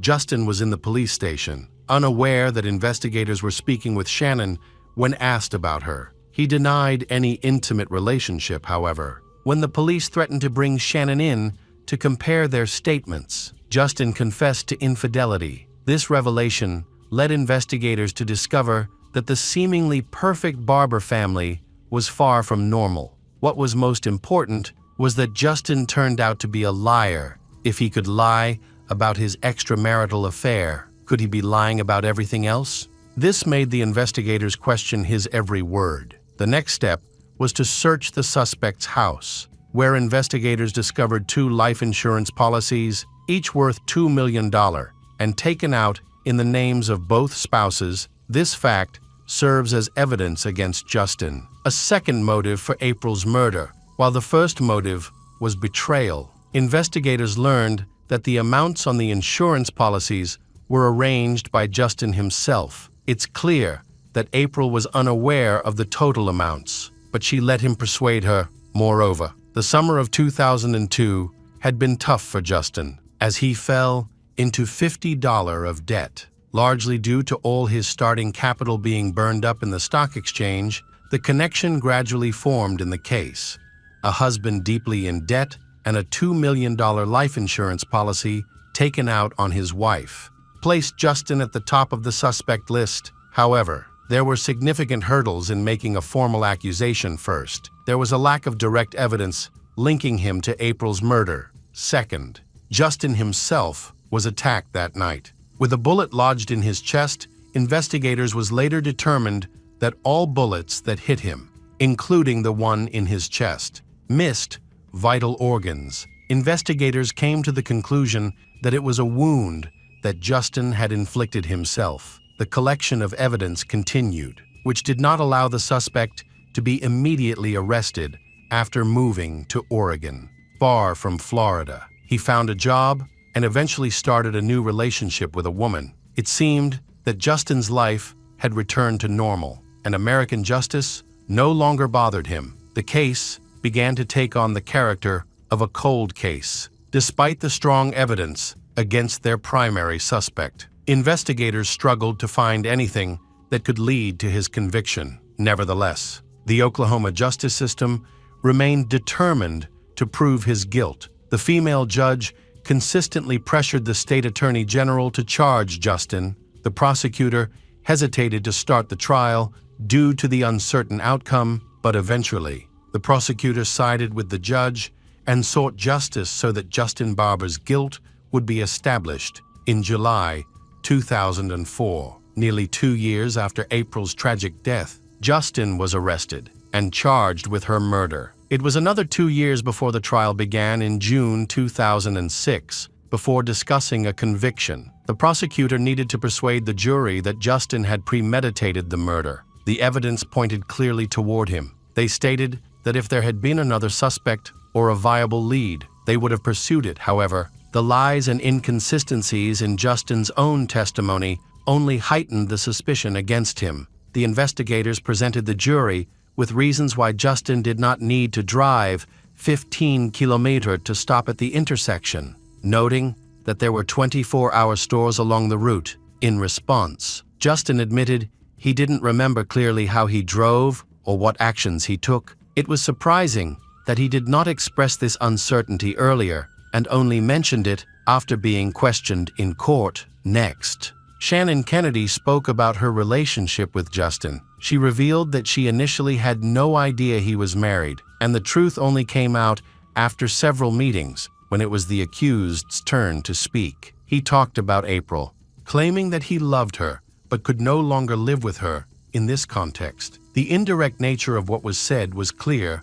Justin's lawyers hurried to persuade the jury that he mentioned this without considering murder, but simply because he wanted to end his marriage. A common situation for many couples. It was time for the most difficult part of the trial for the prosecutor. However, they had a crucial piece of evidence. An expert information technology specialist testified in court about the contents of Justin's computer and made a surprising discovery. 6 months before the murder, Justin searched online for how to attack himself without dying. He also looked up terms like chest-attacked wound trauma. This is suggesting that he intentionally researched areas of the body where a bullet could be struck without causing fatal harm. The defense also provided its expert, a qualified doctor, who explained the seriousness of Justin's injuries. He noted that one of the bullets came close to hitting an artery, which could have led to a fatal outcome. The discussion then shifted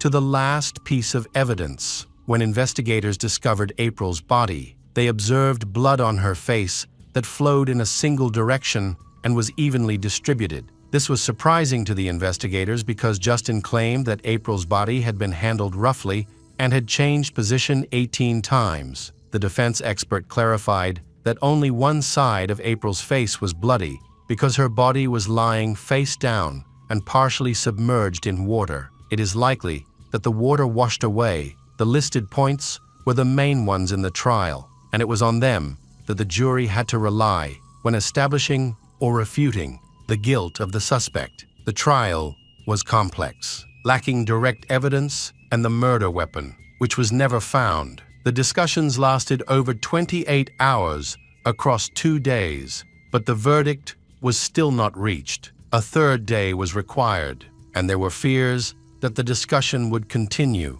The jury ultimately found Justin Barber guilty of premeditated murder for killing April. The judge sentenced him to life in prison without the possibility of parole, despite Justin's repeated attempts to initiate legal proceedings to prove his innocence. None were successful. He will remain in prison for the rest of his life, with strong evidence, including digital data, financial transactions, and Justin's behavior before and after the case. The court made a fair judgment. Close a painful case. Hello, crime enthusiasts. Are you ready for another chilling investigation? The case of Cecilia Haddad. On April 29, 2018, a woman's body was found floating in the Lane Cove River. The body later washed ashore near Sydney Harbour, Australia, prompting witnesses to immediately call the police. An investigation has been launched to determine who was behind the crime during their initial assessment. Police quickly ruled out accidental death, noting bruises on the victim's hands and body that suggested she had fought back. The woman was found wearing khaki pants, and her pockets were filled with rocks, likely placed by the killer to prevent her body from floating. However, the plan failed, and her body was eventually found. Police have begun the crucial process of identifying the victim. They received a report of Cecilia Haddad, 38, and the victim closely resembled her. On April 28, Cecilia's family had not been able to contact her, found it hard to believe that Cecilia, who was known for her responsibility, would suddenly cancel her plans. Concerned, they turned to the police for help. An autopsy confirmed that the body found was that of Cecilia. She was last seen alive at a barbecue with friends after returning home. She called them, but there were no further messages or calls from her phone. Concerned for her safety, her friends suspected something was wrong when she failed to show up for several meetings the following day and did not return their calls. This behavior was unusual for her. Her family told the police that she was supposed to be dropping someone off at the airport before she disappeared. Forensic experts performed an autopsy and determined that Cecilia had died from strangulation. They found signs of a struggle on her hands. Suggesting that she had fought back during the attack, the investigation quickly identified the culprit. Cecilia's murder caused widespread public outrage. Partly due to her high profile in the business world, Cecilia Haddad originally came from Brazil, but later moved to Australia, where she became the director of a mining company. She was intelligent and independent. Choosing not to marry or have children at a young age, Cecilia focused on her career and pursued her own interests before moving to Australia. She worked for a large mining company in Rio de Janeiro. Her strong personality and exceptional intelligence helped her secure a high position in the company and quickly established herself as a top professional. In 2007, Cecilia moved to Australia and became a logistics manager in her field, after years of building her career and gaining experience.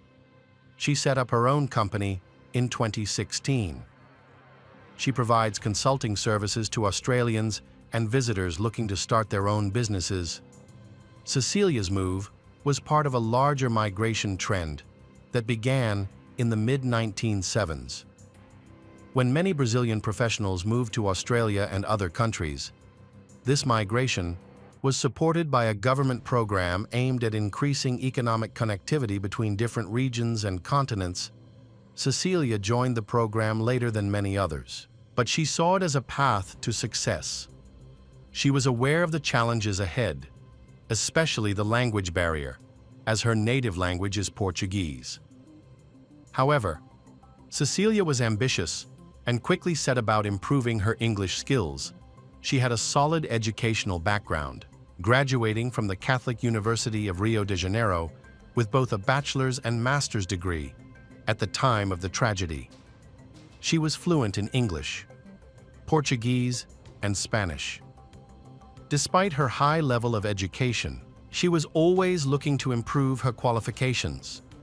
That is why Cecilia continued her studies and, in Australia, received accreditation from the Melbourne Business School and the University of Tasmania.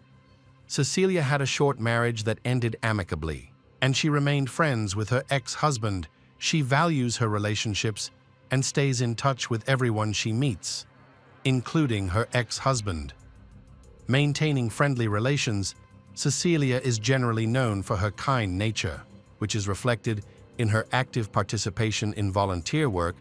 Cecilia then met Carol and Rita, who were also from Brazil. They quickly became close friends and shared everything with each other. Cecilia is known for her friendly and cheerful personality, bringing positive energy to those around her. After her divorce, she started dating Mario Marcelo Santoro, a 45-year-old engineer. They first met in Rio de Janeiro when they were both in college. At that time, Mario was unemployed and his life was getting worse. When he learned that his successful girlfriend was moving to Australia, he was heartbroken. They kept in touch online for a long time, and after her divorce, she took him to Australia there. Mario found an engineering job and everything seemed to be going well. However, they began to have problems, and Cecilia decided to end the relationship. Later, her friends speculated that the breakup was due to Mario's bad behavior. They described him as a manipulative person who tried to control her completely. Cecilia seemed to be starting a new chapter in her life, seeking freedom for new opportunities. However, Mario saw things differently. For him, the breakup was a terrible shock that he found difficult to accept. At first, he visited Cecilia regularly, begging for forgiveness, and trying to mend their relationship when he realized that these efforts were futile. He began to stalk her and made many violent threats. The situation escalated seriously. One day, he broke into Cecilia's apartment. Fortunately, she reacted quickly and locked herself in the bedroom for safety. She tried to convince him to stop this crazy act. Despite everything that happened, she still treated him well, which ultimately led to her death after the attack. She chose not to report Mario to the police because she truly believed that he would not physically harm her. However, as usual, the lack of consequences only made him more emboldened. Mario turned her life into a living nightmare. After their relationship ended, he became increasingly out of control. His stalking became worse. About a week before Cecilia's body was discovered, she decided to stay with her friends, Carol and Rita, to avoid contact with her unstable ex-boyfriend Mario. When Cecilia heard about the attack at her apartment, her friends advised her not to return home. Her friends suggested that she stay with them and go to the police station the next morning, and she agreed. Her friends were worried that Mario might return and Cecilia would not have enough time to hide. However, Cecilia worked from home and all her documents and essentials were there. After only a few days, she had to return home and discovered that someone had entered her apartment several times while she was away. She realized that Mario had a copy of the key. Allowing him to come and go as he pleased, he tried to meet her at home, but fortunately, he was unsuccessful. Cecilia's friends reported that they often noticed signs of a stranger in her apartment when she was out with them, due to Mario's constant harassment. Cecilia developed a paranoid state, feeling fearful and as if she were being watched. To avoid attracting Mario's attention while at home, she lived in a constant state of tension. She would shower and cook with the lights off. Trying to make it seem like she wasn't home, Cecilia even found evidence of his presence in her apartment and detected a scent that made her even more anxious. She told her friends that Mario was stalking her, but Cecilia thought he wouldn't hurt her and that she could control his erratic behavior. But she was wrong. It was clear that Mario had harmful intentions and wouldn't just stop at threats. Surveillance footage from the neighborhood security system captured Mario the day before Cecilia's body was discovered in a nearby river. He had come to her apartment 5 times throughout the day, but had not found her. He had also come several times during the night, but had not taken any action. The next day, Cecilia learned that her ex had booked a flight to Brazil and would be leaving her forever in just 4 days.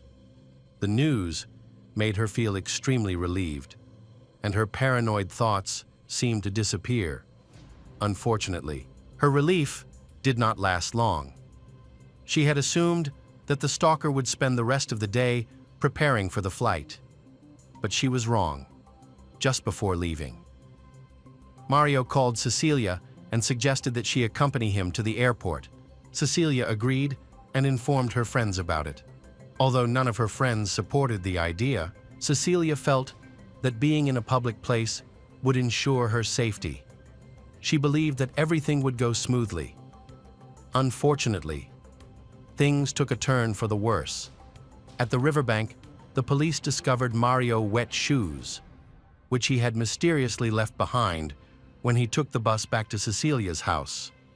When he arrived at her house, he changed into the clothes he had prepared in advance. Police concluded that the shoes found belonged to him because he was seen wearing the same shoes in surveillance footage that morning. Mario's cell phone signal confirmed that he was in the area where the body was discovered. After the incident, Cecilia's car, which he had been using, was found, along with several footprints leading from the beach. After the investigation, it became clear that Mario was involved in her death. After the murder, he went to the airport, where he boarded a flight to Rio de Janeiro on April 29. Just 2 hours after Cecilia's body was discovered, it was revealed that he had used an Uber to get to the airport and leave the country. Police interviewed the Uber driver to ask about Mario's condition and behavior. Fortunately for the investigation, the driver had a good memory.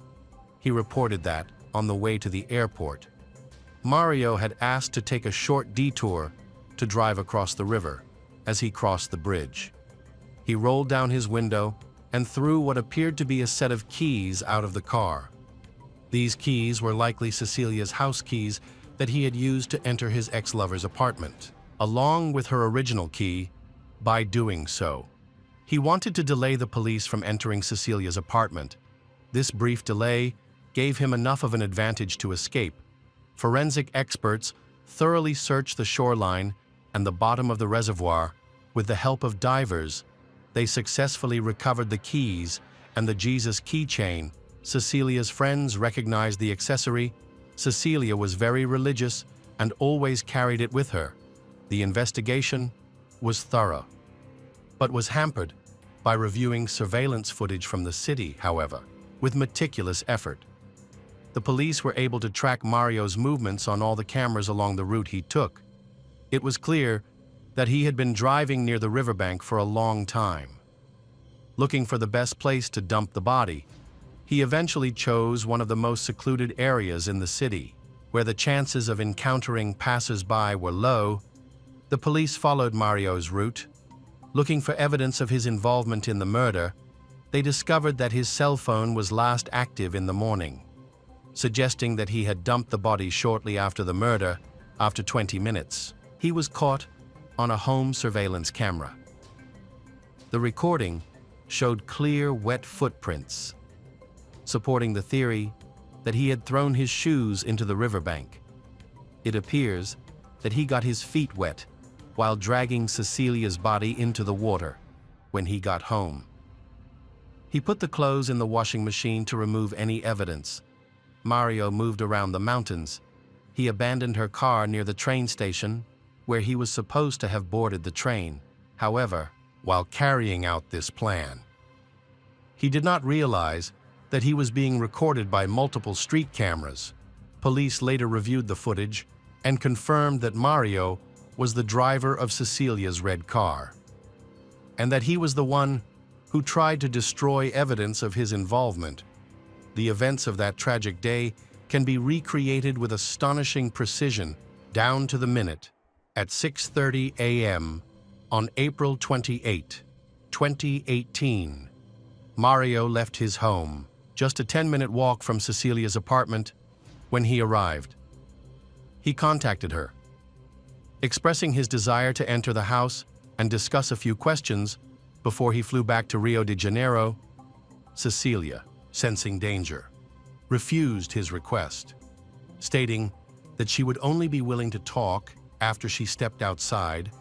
Mario, however, remained adamant and demanded to enter her apartment. When Cecilia cut off contact, he remained outside for some time. After 10 a.m., he used his key to enter the building and went up to Cecilia's floor. Despite her attempts to stop him, he forced his way into her apartment and attacked her. Forensic evidence later revealed that he strangled Cecilia, then wrapped her body in a blanket and calmly carried it to the parking lot. No one witnessed him leaving the apartment building. Allowing him to access Cecilia's car and place the body in the trunk, Mario then got into the driver's seat and drove about 10 kilometers to Lane Cove River.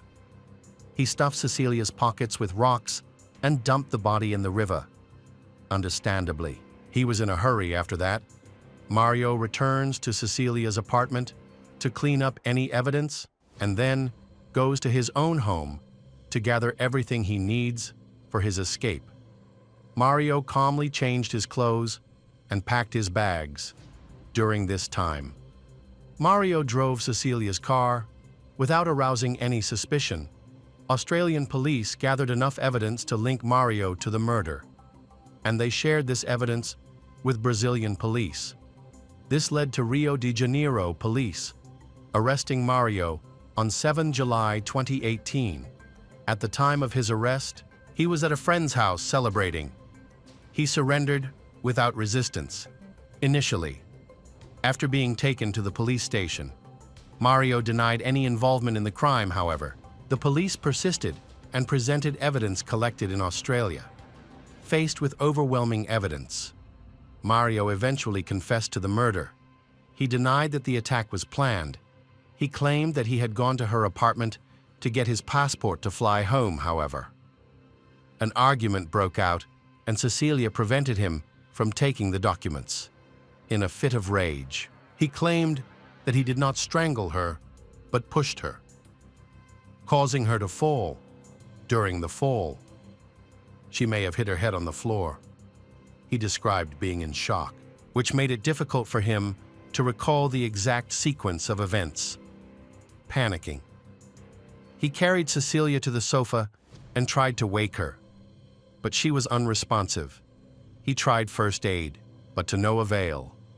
Feeling desperate, Mario decided to dispose of her body, and any evidence linking him to her death. Brazilian police were unable to extradite him to Australia to stand trial for murder. However, they reached an agreement with another country's legal system to resolve all legal issues. This allowed Mario to be tried and sentenced in his own country, while in custody at Rio Mario Santoro prison. He was formally charged with the murder of Cecilia Haddad. He was then transferred to a temporary detention facility to await trial, which is scheduled for June 2023. On the first day of the hearing, witnesses for the prosecution gave their testimony. The local crime squad leader represented the police in Australia throughout the proceedings. Several members of Cecilia's family also spoke in court, according to Cecilia's mother and other relatives. After her death, Mario used her mobile phone and messaging apps to pretend to be her. He tried to reassure those worried about not being able to contact her, possibly to hide evidence of the crime and stall for time to flee to Brazil. Cecilia chose not to report her stalker to the police because she believed Mario would not harm her. She did not contact the police because he was in the country on a student visa. If she had contacted the police to report him, it could have resulted in his immediate deportation to Brazil, because her pity for him had led to the tragedy once again. Her kindness allowed his actions to go unpunished, and he became increasingly bold. Thinking he would face no consequences, Cecilia's friends have publicly criticized Mario, accusing him of intentionally harming her. They believe he took advantage of her trust.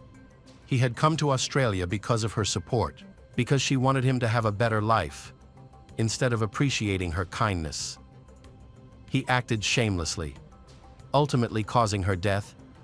Cecilia's friends believe there were many warning signs that should not have been ignored. They say Mario had been stalking Cecilia since their breakup. He had shown aggressive behavior and even broken into Cecilia's apartment several times. However, Cecilia was relieved to learn that he was preparing to fly to Brazil. Her friends, especially those closest to her, were unanimous in identifying Mario as the sole perpetrator of the crime.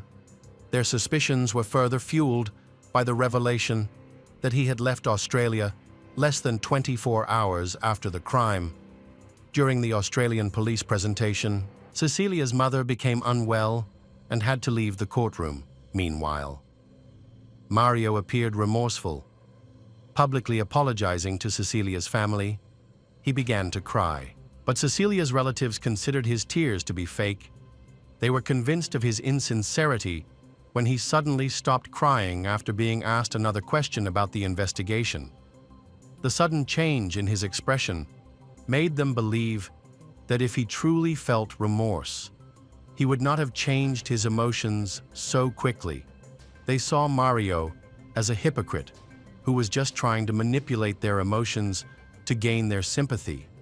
During the hearing, All of the police evidence was presented, and Mario's defense addressed every point raised. The jury then deliberated and found Mario Marcelo Santoro guilty of first-degree murder. He was sentenced to 27 years in prison, unhappy with the verdict. His lawyer announced plans to appeal. However, to date, no appeal has been filed and Mario is still in prison. In Rio de Janeiro, Cecilia's body was later cremated and her ashes scattered according to her wishes. This tragic ending marked the end of the life of a successful businesswoman. Welcome back to our channel. Today, we will explore a new case, the case of Rachel Nichol.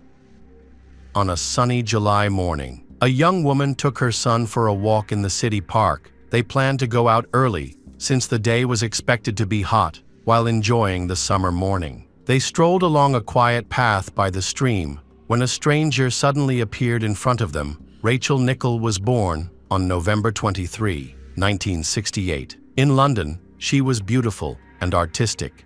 With an early interest in fashion, at the age of 10, she announced that she wanted to become a model. With determination and her striking looks, she achieved her dream. By the age of 20, she was participating in London Fashion Week. But Rachel's success on the catwalk was short-lived. In 1989, she met a Spaniard named Andre Hanscom. This fateful encounter quickly developed into a passionate love affair. Shortly after, Rachel discovered she was pregnant, which made Rachel happy. But at the same time, she knew that she would have to put her modeling career on hold to focus on motherhood. At that time, Rachel began to change her life. In 1990, Alexander was born to young parents who were not married and were in no hurry to enter into a legal relationship. They lived together harmoniously, with Andre earning a good income that allowed Rachel to focus entirely on raising their child. The family settled in a comfortable apartment in southwest London, near Wimbledon Common, where they adopted a dog named Molly and enjoyed a peaceful family life. On the sunny and calm morning of July 15, 1992, the weather forecast predicted a hot day. Because of this, Rachel opted for an earlier walk than usual, around 9 a.m.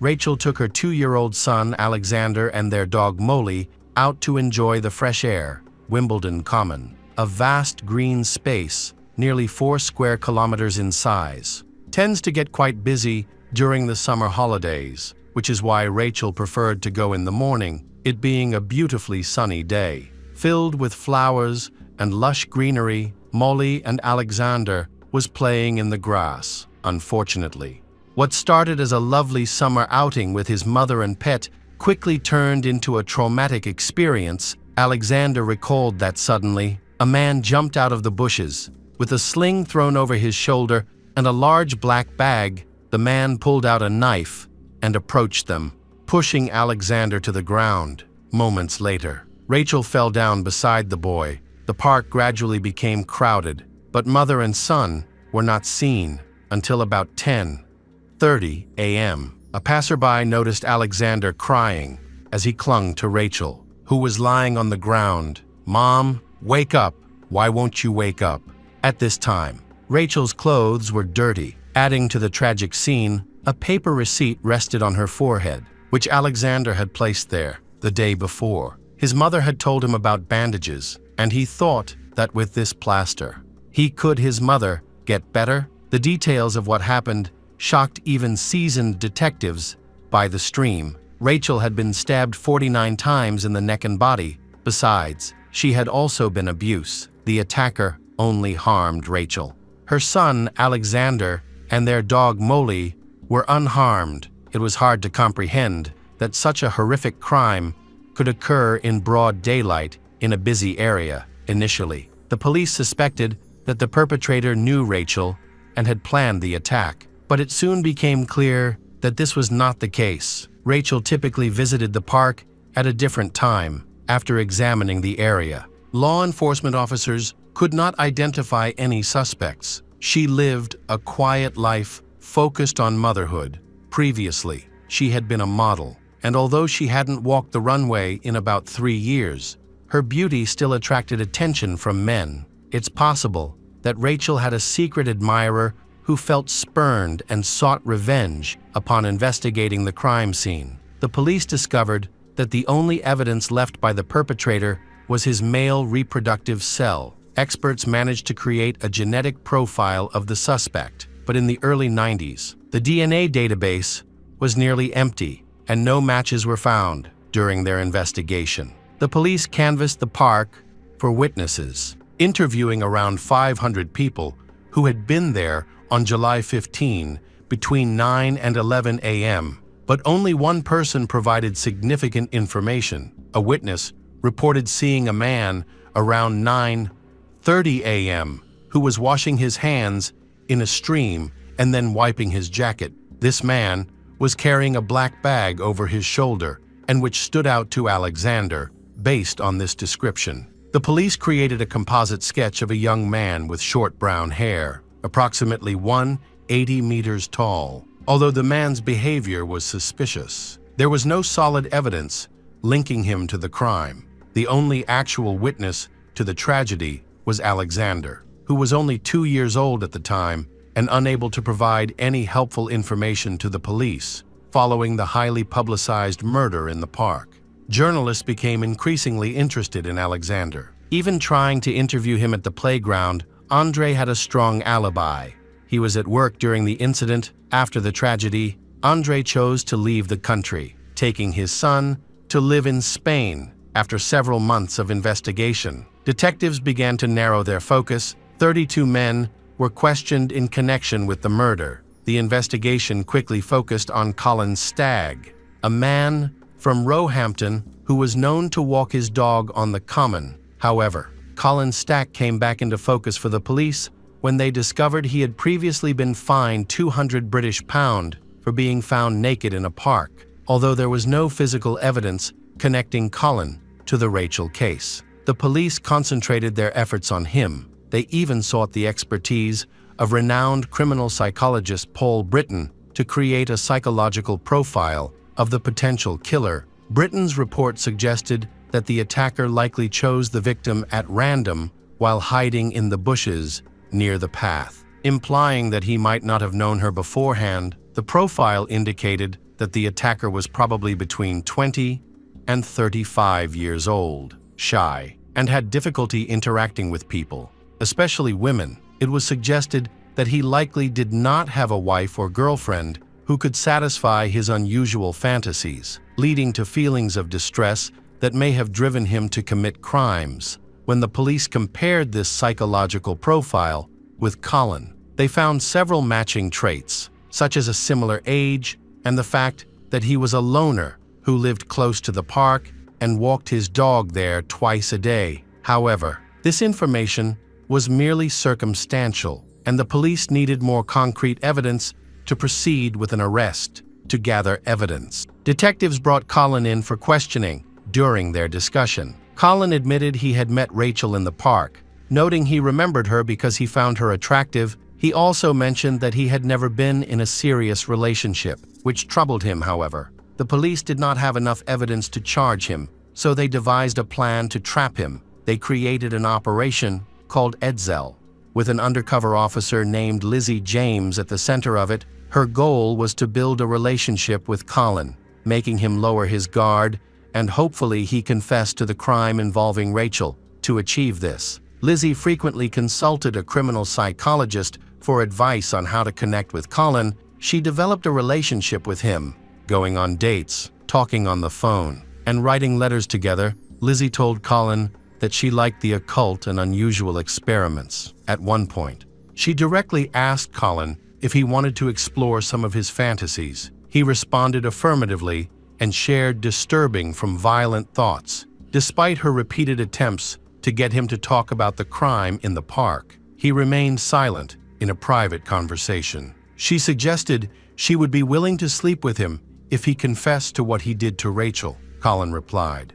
"I'm really sorry, but I didn't do it. I didn't harm Rachel in any way." Despite his firm denial and the absence of solid evidence, Colin was arrested in 1993. The police had recordings of phone conversations in which Colin admitted to Lizzie that he enjoyed hurting others. Additionally, During discussions with Lizzie about the incident in the park, he described specific details about the creek where Rachel was murdered, which details that only the actual perpetrator would know. The trial commenced in September 1994. In response to the unfounded allegations, Colin went on a hunger strike, leading to significant weight loss and a visibly exhausted appearance during the proceedings in court. Colin stated, "Most of what I shared with Lizzie is not true. I invented much of it because I liked her and didn't want to let down the only woman I thought cared about me. I'm not interested in violence, and I have never done anything remotely like that.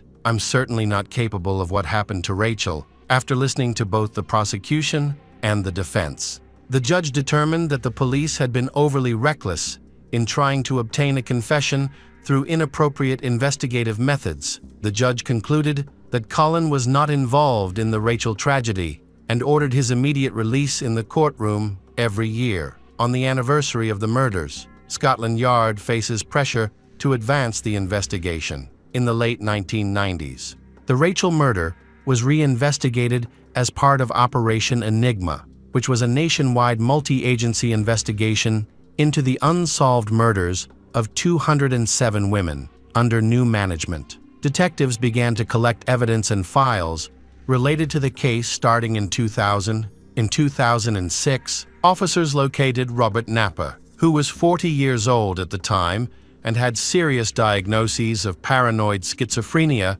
and autism spectrum disorder. In November 1993, he was convicted of murdering a young woman named Samantha Bissett and her 4-year-old daughter, Jasmine. He had been held in a secure facility for over 10 years. Robert carefully observed Samantha's movements and poses. One night, he waited for the right moment and entered her home through the balcony door, which was usually left open. Ultimately, Robert positioned Samantha on the bed in a way that reflected how she often appeared during intimate moments with her partner when the officers examined the crime scenes. They frequently required breaks and assistance from a psychologist, as they had never faced such brutality before. This tragedy occurred 16 months after the attack on model Rachel. Robert was born in 1966 in London. His father was a driving instructor, and his mother worked as a nursing home assistant. The parents often fought, and these arguments took place in front of the children. Robert had 2 younger brothers and a sister. When Robert was 9, his father left the family for Australia, where he became a fireman. Robert struggled with his parents' divorce. He wrote letters to his father, but over time, their connection faded. The father remembered Robert as a sweet child and believed he would not engage in terrible actions in the future. At school, Robert rarely made friends. He was often isolated, secretive, and aspired to be an astronomer. Classmates described him as living in his own world. His mother noted that Robert frequently hid behind doors to eavesdrop on her conversations with relatives. Afterward, he would confront them, accusing them of making up stories about him.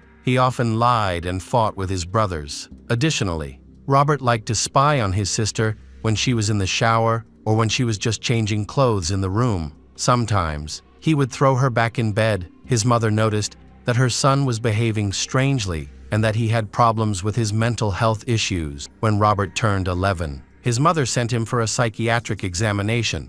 After his first therapy session, Robert came home smiling, and the psychiatrist said he thought Robert mentally unwell. He was diagnosed with Asperger's syndrome and began receiving the appropriate treatment. A year later, at age 12, Robert was attacked while walking with 2 younger boys. A stranger approached and forced them into a disturbing situation, which was traumatic for the group. This incident occurred in a park close to Robert's home. Psychologists believe this was the turning point that led to Robert's troubling behavior. His teacher noted that, after the incident, Robert underwent a dramatic change. It was as if he had shut down emotionally. Becoming like a soulless robot, he stopped expressing emotions and responding. He simply sat at his desk, completed his work, and went home. During a literature lesson, the students listened to a recording of a Victorian-era short story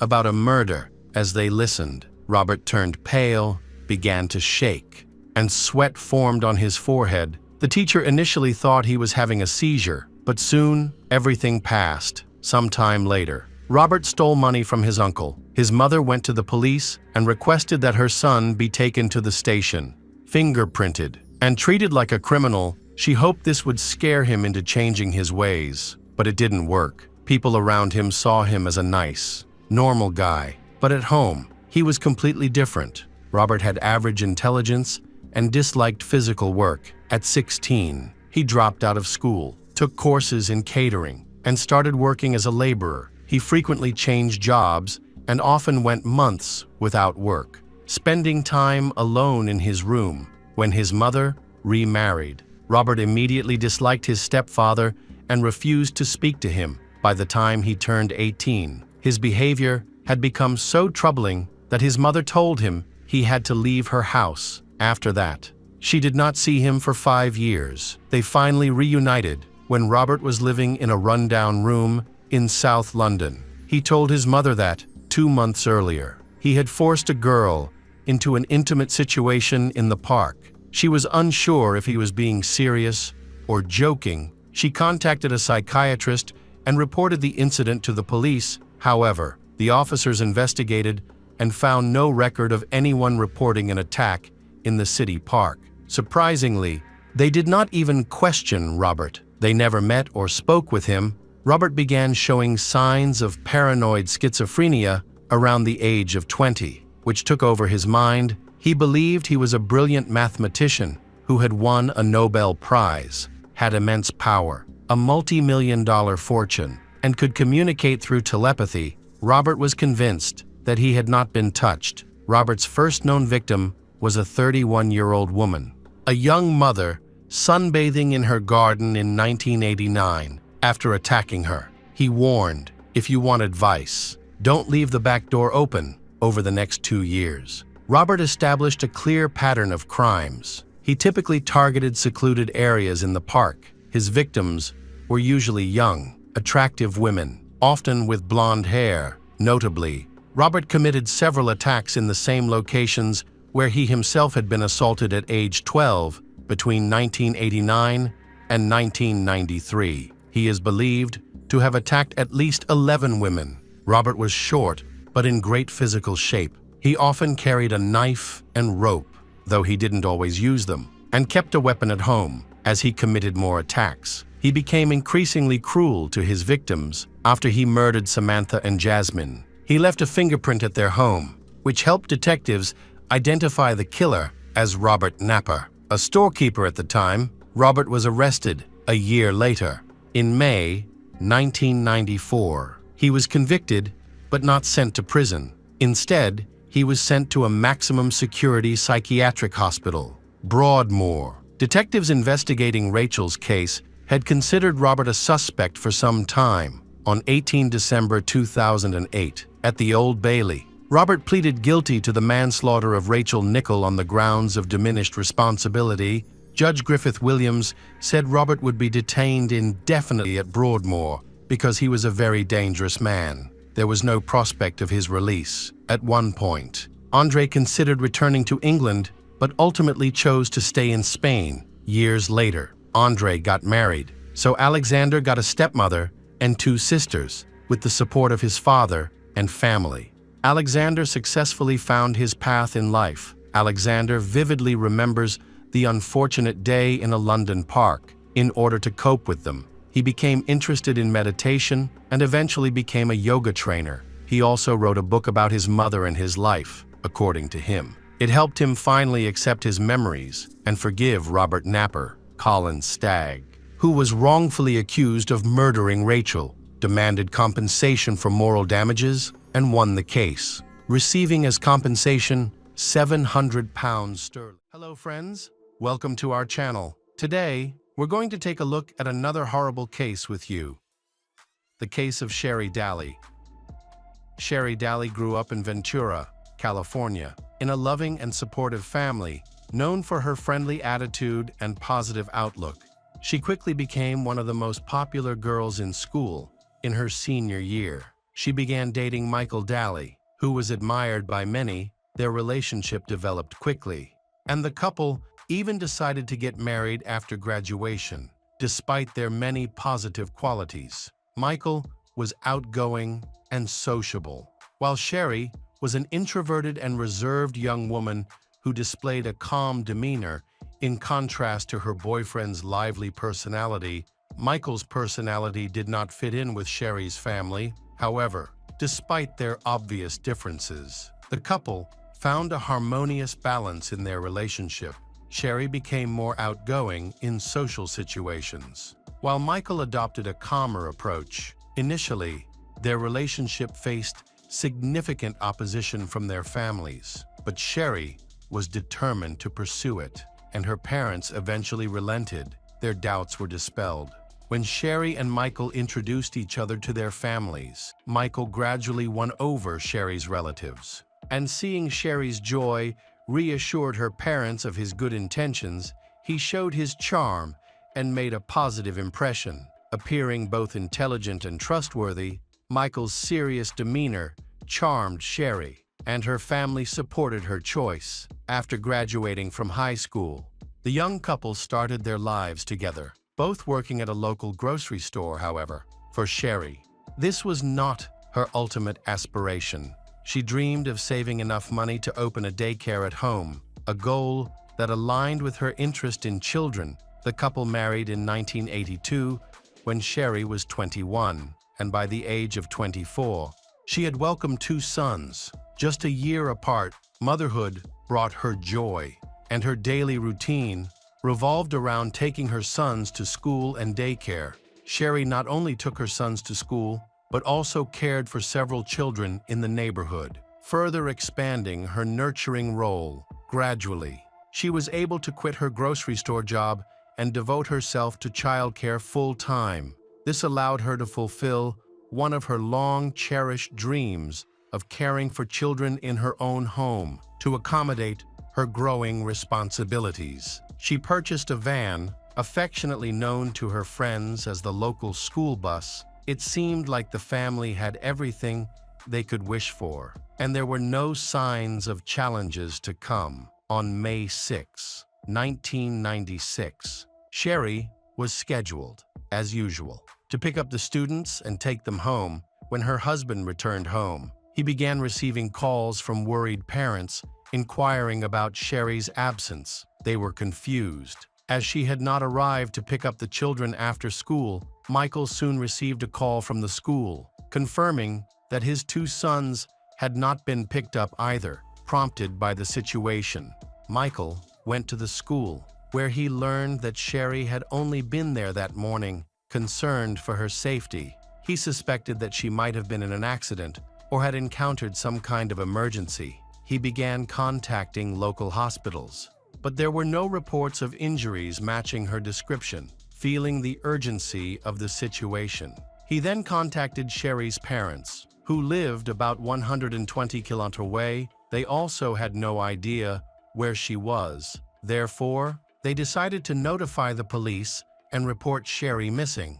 The officers went to the couple's home to conduct a routine investigation and quickly realized that something was wrong. They decided to interview the neighbors, but no one had seen Sherry since she had dropped her children off at school that morning. Sherry usually went to the store around 10 a.m. to do her shopping and then returned home to do her chores. However, on May 6th, this routine was interrupted. She did not return by noon. Concerns prompted them to check the route Sherry would typically take, which led the police to the parking lot where she usually parked. There, they discovered her truck, apparently abandoned in a hurry. With the keys still in the ignition, Sherry's identification was found attached to her keychain, and the Mother's Day gifts she had purchased were scattered across the floor of the car. The doors were unlocked, and there was no sign of Sherry inside. The police later attempted to contact Michael, but he was not home, which they found unusual given the circumstances. Sherry was missing. Yet Michael did not seem anxious to hear from her. Furthermore, they learned that Michael had begun selling items that belonged to Sherry. Suggesting that he was not expecting her to return, the police reviewed security footage from both the outdoor parking lot and inside the store. The recordings confirmed that Sherry had gone shopping that morning. Consistent with her usual routine, there was no indication that she was in distress. She was not followed around the store, and no suspicious individuals were seen in the footage. It was evident that something went wrong after she loaded her groceries into her truck. Unfortunately, security cameras did not capture any footage of the parking lot after she approached her car at 9:22 a.m. as the officers discussed the events in the parking lot. A passerby overheard their conversation and approached them. She reported that she had seen a turquoise sedan pull up near Sherry's car earlier that morning. A blonde woman, wearing a brown suit and sunglasses, exited the vehicle after a brief conversation with this woman. The witness saw Sherry being handcuffed and taken away in an unknown direction. The woman who arrested her did not appear to be a police officer, and the vehicle's appearance was unusual. It is difficult to determine the circumstances of her encounter with an apparent plainclothes officer. Police quickly became concerned, noting that it was unusual for police to operate in the city without a marked vehicle or uniform while making an arrest. The entire situation raised alarm bells. One officer, who happened to have attended high school with Sherry, stated that he knew both Sherry and her husband Michael well, and asserted that Sherry did not seem like the type of person who would be so serious as to be handcuffed and taken away, especially since the young couple had no prior legal issues. The witness provided a valuable clue. The police quickly searched the databases of all police stations, hoping to find relevant information regarding Sherry's case. However, they found no such records, indicating that this was not an arrest but a kidnapping. The police initially focused their attention on Michael, but then he provided a credible alibi at the time of the kidnapping. He was working at a grocery store, and several employees confirmed that he was on duty. In addition, security footage was reviewed to further verify his whereabouts. During the initial stages of the interrogation, Michael revealed that he had been in a long-term relationship with a woman named Diana. Surprisingly, he mentioned that he did not know her last name.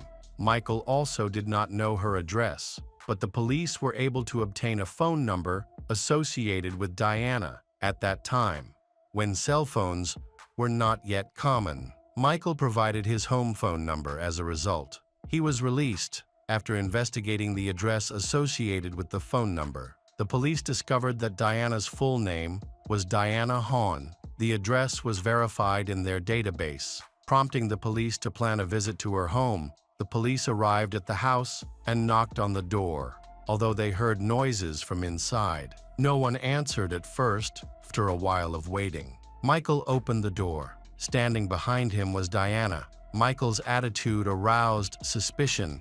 He appeared indifferent to his wife's disappearance and seemed more concerned about his mistress. The police decided to take both of them to the station for questioning, as they suspected that the situation might be related to a love triangle. It is believed that Sherry may have discovered Michael's affair, which could have led to conflict, either between the couple or involving Diana. Diana had become an integral part of Michael's life. He brought his sons to her home on numerous occasions, allowing them to spend time together as a family. Witnesses stated that Sherry had known about the situation long before her disappearance and had frequent conflicts with both Michael and Diana. Many witnesses confirmed the hostility between Diana and Sherry. Despite this tension, Michael appeared indifferent, which exacerbated the rivalry between the two women. Sherry viewed Diana as a homewrecker and was determined to protect her marriage. She steadfastly refused to consider divorce, believing that their problems were merely a temporary crisis that would eventually resolve itself. Through discussions with Diana and Michael, as well as their relatives, it became clear that Sherry's family had been facing significant challenges for a long time. Observations of Michael's behavior indicated that he treated Sherry more like a servant than a partner. She would wake up at 2 a.m. to prepare meals for him, and even prepared hot water for him. Ensuring he could enjoy a hot bath when he woke up, Sherry complied with many of his requests. But Michael constantly found reasons to criticize her. Sherry's family members knew that Michael was unhappy with Sherry's appearance after giving birth. She dedicated a lot of time and effort to getting back in shape, dieting, exercising, and experimenting with her hairstyles and makeup, all in an attempt to please him. Unfortunately, her efforts never seemed to be enough. As he often insulted her and blamed her, the family dynamic worsened when Michael was transferred to a store in Santa Barbara, his new work schedule, which included night shifts and daytime sleep, added to their stress. After a while, Michael was transferred back, where he met his lover, Diana. They discovered that they had a lot in common, leading to the rapid development of their romantic relationship. Both of their mothers were from Japan, and their fathers had served in the United States Army. Their colleagues knew about the relationship and generally had a negative view of Diana. Her mysterious nature and stern demeanor scared many people. In the months before Sherry's disappearance, Michael often told his wife about a friend named Alex. He said that Alex was struggling after a breakup and that he was being supportive, including visiting Alex overnight. However, the frequent calls to their home were not from Alex, but from Diana, who disguised her voice to sound like a man. It was clear that Michael made no effort to hide his relationship. In fact, he seemed to flaunt it, which easily hurt Sherry and made her worry about his feelings for her. A neighbor recalled that last Christmas, Sherry came to his house in tears. She was alone, knowing that Michael had taken their sons to spend the holidays with Diana, feeling betrayed. Sherry sought comfort from her neighbor. Despite her pain, she had not yet considered divorce. She still hoped to save their relationship and believed she could work things out. However, as her mother later recounted, Sherry had decided to leave Michael and take the children before she went missing. She had no intention of seeking child support. Believing she could handle her challenges on her own, the interrogation of Michael and Diana ended with a crucial question. Where was Diana the day Sherry went missing? She claimed to have taken the day off work to go for a long bike ride outside the city. However, her alibi appeared to be weak, as there was no testimony or video evidence to corroborate her story. A call to the police station from a co-worker at Michael's grocery store raised further concerns. The co-worker noted that Diana was an hour late for her shift the day after Sherry went missing. During questioning, Diana had several scratches on her forehead, and her hair almost covered her face. When asked to push her hair aside, it became clear that she was hiding several scratches, which she claimed were from a bicycle accident. However, these looked more like fingernail scratches than the usual injuries from a fall. When the police asked to see her palms, elbows, and knees, areas that are often injured in bicycle accidents, Diana's skin showed no scratches, suggesting that her claim of having fallen off a bicycle was a lie. Despite these contradictions, she stuck to her story. Michael's behavior was equally disturbing. He showed no concern about his wife's disappearance. He did not participate in search efforts and did not attempt to join any groups. He explained that he needed to care for their children during this difficult time. However, this excuse did not seem sincere, especially when he tried to spend time with his mistress, Diana. While leaving the children with his parents, the police are working to gather evidence to charge the suspects. Previously, a witness mentioned that the undercover cop was driving a turquoise car, but she could not remember the license plate number. The police believe that the perpetrators were unlikely to have used their own vehicles and suspect that the car the perpetrator was driving was rented. Therefore, they decided to check local car rental companies. Their investigation revealed that a turquoise Nissan Altima had indeed been rented on the day of Sherry's incident. The police aimed to impound the car for inspection, but it was at a car wash. Although the rental company did not require a thorough cleaning of the interior after each return. The Nissan was in worse condition than usual. Employees reported that the interior was in disarray. The back seat was stained, and the side mirrors were torn at the direction of management. The car was sent for cleaning after the car was returned. The police inspected the interior. Surprisingly, much of the evidence remained intact, despite the cleaning. When they lifted the rear carpet, they discovered a large stain underneath that looked like dried blood. Consequently, the decision was made to seize the car for forensic examination during the inspection. Bloodstains were found in the trunk and on the seats when they cut the upholstery. The foam material of the rear seats was soaked with evidence, and the bloodstains in the car were sent for analysis. The results later confirmed that the blood belonged to Sherry. Additionally, it was determined that Diana was the person who rented the car. Therefore, the police decided to interrogate Diana again. During this interview, Diana maintained her innocence, sticking to her previously fabricated story during the search. The police found a handbag belonging to Diana, which contained a remarkable photograph. This photo was a professional studio picture of Sherry's family, capturing a family gathering with their children. However, two important details stood out. Diana appeared in the photo next to Sherry. As the police unraveled the complexities of the family's relationships, they began to uncover Diana's many intrigues. In Diana's handbag, a piece of paper was found with Sherry's name and her bank account number. Further investigation revealed that Diana had studied and practiced witchcraft. Diana had confided to a colleague about her intention to sacrificial someone on Michael's birthday, which raised significant concerns. Michael's birthday was only a few days after Sherry's murder, making these developments even more suspicious. In this context, Diana expressed a desire to speak to Michael. In response, the police organized a discreet meeting. They agreed to let Michael into the interrogation room. Their conversation was being recorded, and they did not seem to know it. They spoke in a very relaxed manner. The police could clearly hear their discussion, which provided valuable insights into the case. Diana expressed her frustration with Michael, accusing him of putting her in a dangerous situation that could have led to her arrest. She repeatedly questioned him about why he had placed her in these circumstances. The couple was clearly looking for a way out of this complicated situation and was trying to find a means to avoid punishment.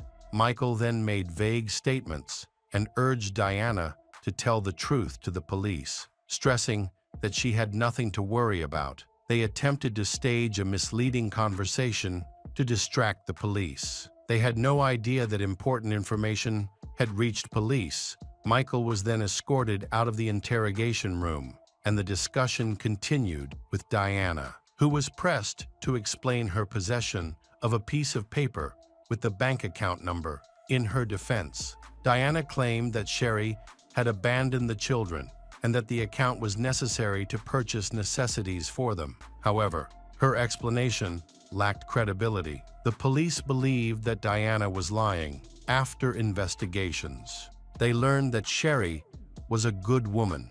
Many of her acquaintances described her as a loving mother to her children, and there was no sign of her mistreating them. It was clear that she was trusted to look after the children of her neighbors and other households, which reinforced the belief that she would not abandon her own children. Despite this, Diana continued to try to portray Sherry in a negative light. The police realized that Diana was involved in Sherry's case, but they felt they did not have enough evidence to arrest her or file charges. Therefore, they allowed her to go home while the investigation continued. The case was widely reported in the media, raising concerns that journalists could play a key role in assisting criminal investigations or obstructing the pursuit of justice. Sherry's disappearance was a popular topic on all news platforms, including newspapers, radio, and television. Her photos were displayed prominently throughout the city. Prompting widespread public discussion, the police received numerous calls with tips related to the case. However, many of them were unfounded. Despite this, they focused on identifying credible leads based on the evidence they had. The police decided to share information with the public about a possible connection to someone named Diana as soon as her photo was aired. Calls to the station increased significantly. One notable tip came from a woman working at a local wig shop who recalled that Diana had purchased a chestnut wig a few weeks earlier. Diana made it clear that she intended to look like a police officer to intimidate someone. Further investigation revealed that she had paid for the wig with a check made out to Sherry. Signed in distinctive blue ink, a salesperson from another store contacted the police to report that Diana had visited his establishment around the same time. During this visit, Diana purchased handcuffs and a police badge, which she paid for with a personal check. Additionally, a hardware store employee provided a third report, stating that approximately a week before Sherry was abducted, Diana had also visited the store and purchased an axe. She drew attention with her striking makeup, which was particularly bold and set her apart from the others, although the guest wished to remain anonymous. She paid with a check in her own name, establishing a direct link to the potential crime. The police collected physical evidence and later discovered an axe at Diana's residence, which was sent for forensic testing. Surprisingly, tests found no trace of Diana's blood. Suggesting the axe was not used in the murder, the police determined that Diana had carefully planned Sherry's abduction the day before. She had purchased a brown suit, shoes, superglue, large garbage bags, toiletries, lighter fluid, matches, sunglasses, and other items that could have been instrumental in the abduction. As a result, the police were able to piece together a possible timeline of the events surrounding the abduction. Sherry may not have recognized Diana when she wore the wig and glasses, which could explain why she did not resist during the arrest. However, when they were close together and Sherry got into the rental car, it was clear that she recognized Diana sitting in the back seat. Sherry attempted to escape by screaming and doing her best to block Diana from driving away. During her resistance, Sherry scratched Diana's forehead based on the blood found in the car. It is possible that Sherry was killed shortly afterward in the back seat. Diana was eventually arrested, and it was discovered that she was in possession of a pen containing the same blue ink that was involved in the case. Attention then turned to Michael, as he seemed to have been aware of his mistress Diana's plans, given his suspicious behavior at a press conference. There were indications that he might have been the instigator of the crime. The police suggested that Sherry's husband, Michael, be investigated for possible involvement in the murder. Following this revelation, the police department received numerous calls from drug dealers and people in the escort service industry, all reporting that Michael regularly used drugs and hired escorts. One escort revealed that on the day Sherry went missing, she had met Michael, who had taken her out of town. This information attracted the attention of the police as the investigation progressed. On June 1, 1996, near Kaduna Larga Road, on the edge of a cliff, police discovered women's shoes and sunglasses belonging to Diana. Shortly thereafter, they found the body of a woman. Dental records confirmed that the body belonged to Sherry, who had gone missing. Forensic examinations revealed that Sherry had been stabbed about a dozen times, mostly in the neck and upper chest. A forensic expert determined that a serrated knife was the murder weapon, with multiple stab wounds to Sherry's body indicating a violent and deliberate attack, particularly to the face. This evidence suggested a personal grudge against Sherry after the murder. Sherry's body was dumped outside the city. Worryingly, Michael had been socializing with an escort just meters from where Sherry's body was found. Suggesting his possible involvement in the crime, the police gathered enough evidence to charge Michael. Further investigations revealed that Diana had lured Sherry into her car before killing her. Notably, hair from Diana's wig was found on Sherry, and the wig was later recovered. Diana's trial was initially held. With her facing charges of kidnapping and murder, the attorney took a fairly passive approach to defending his client, focusing primarily on minimizing the severity of the sentence by arguing that the murder was not intentional. However, the evidence presented clearly demonstrated that Diana had meticulously planned the attack. After brief deliberation, the jury returned a guilty verdict. Diana Hahn was sentenced to life in prison without the possibility of parole. During the hearing, Diana testified against Michael, claiming that he had urged her to kill Sherry. However, Diana's testimony was not the most crucial factor in the prosecution's success. Just before the hearing began, another woman came forward to the police, revealing that she had been in a relationship with Michael shortly before the murder. She stated that he had also urged her to kill his wife, Sherry. According to her account, Michael not only sought to kill his wife, but also requested that it be done in the cruelest way possible. Wishing for Sherry to suffer for a long time before dying, this woman considered his request a joke and refused to comply. The woman then decided to end her relationship with Michael, who was behaving in a troubled manner. After discovering the tragic events that had occurred, she contacted the police. The prosecution presented evidence that Michael's motive for the murder was a desire to avoid a prolonged divorce and custody battle, as well as to secure the financial benefit of Sherry's life insurance policy, from which he had received $50. Meanwhile, Michael's attorney presented a defense, largely arguing that Michael was a victim of circumstances due to Sherry's refusal to file for divorce. Ultimately, Michael Daly was convicted of attempted murder and sentenced to life in prison without the possibility of parole. After Sherry's death, custody of her children was awarded to their grandparent. Welcome back to our channel. Today we will explore a new case, the case of Robert Denton. Bristol is a city in Sullivan County, Tennessee, United States. The surrounding landscape is dominated by hills and forests.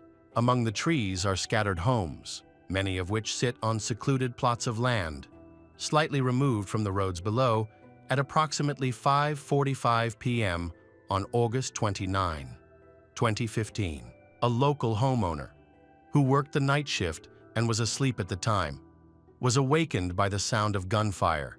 He recounted stepping out onto his porch, looking around, and then heading back inside. He initially thought everything was normal since there was a hunting site nearby. However, he found it strange that this time the gunfire was rapid and stopped abruptly. Another local resident was in his backyard when the shooting began. He said he heard 10 to 12 shots followed by shouting, with the entire incident lasting less than a minute. After the sound of gunfire stopped, he saw a man running down the driveway of a neighboring house, where the driveway met the main road.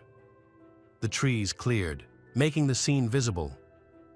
The man attempted to get into a car to escape, but his pursuer was close behind. A few more shots rang out before the car sped off down the road. That evening, 19-year-old Robert Denton called 911 after being attacked in his left arm. Despite his injury, he managed to drive to a neighbor's house to contact emergency services. Robert reported that his grandmother, mother, and stepfather had been attacked within 5 minutes. Police arrived and began searching for the shooter.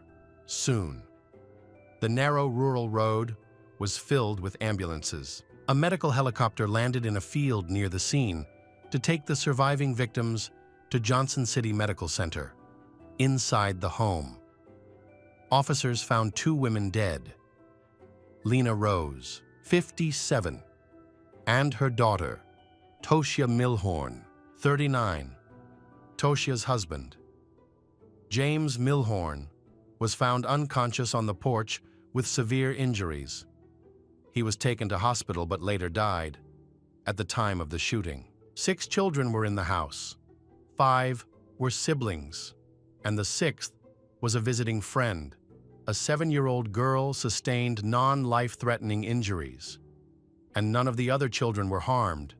Toshia and James had been married for about 4 years. Both also had children from previous marriages.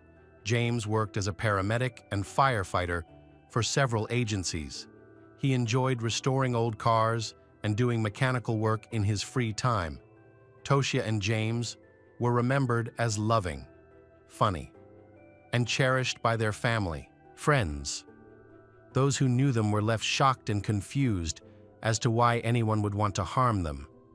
The property where this tragedy occurred belonged to Toshia's parents, Curtis and Lena Rose. Who had been married for 40 years, Toshia and her husband had moved in temporarily, intending to stay for just a few months while completing work on their trailer at the crime scene. Curtis said that, after he found out relatives were attacked, Robert had already run out of the house and was fleeing down the driveway, believing his grandson was responsible for the murders.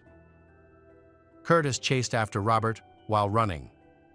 Curtis called emergency services and caught up with Robert at the end of the driveway. He fired one attack that hit Robert's car window and another that struck Robert in the arm, despite being wounded. Robert managed to flee in his car when the police arrived. Curtis directed them toward Robert, but by then, Robert had already disappeared behind the house's back door, near the laundry room leading to the kitchen. A rifle and a camouflage jacket were found on the ground, which was identified as the murder weapon. 7 shell casings were recovered at the scene, matching the ammunition Robert had with him when emergency responders transported him to the hospital. Investigators determined that Robert had purchased this weapon at a military surplus store. A few weeks prior to the incident, a manhunt was launched for Robert.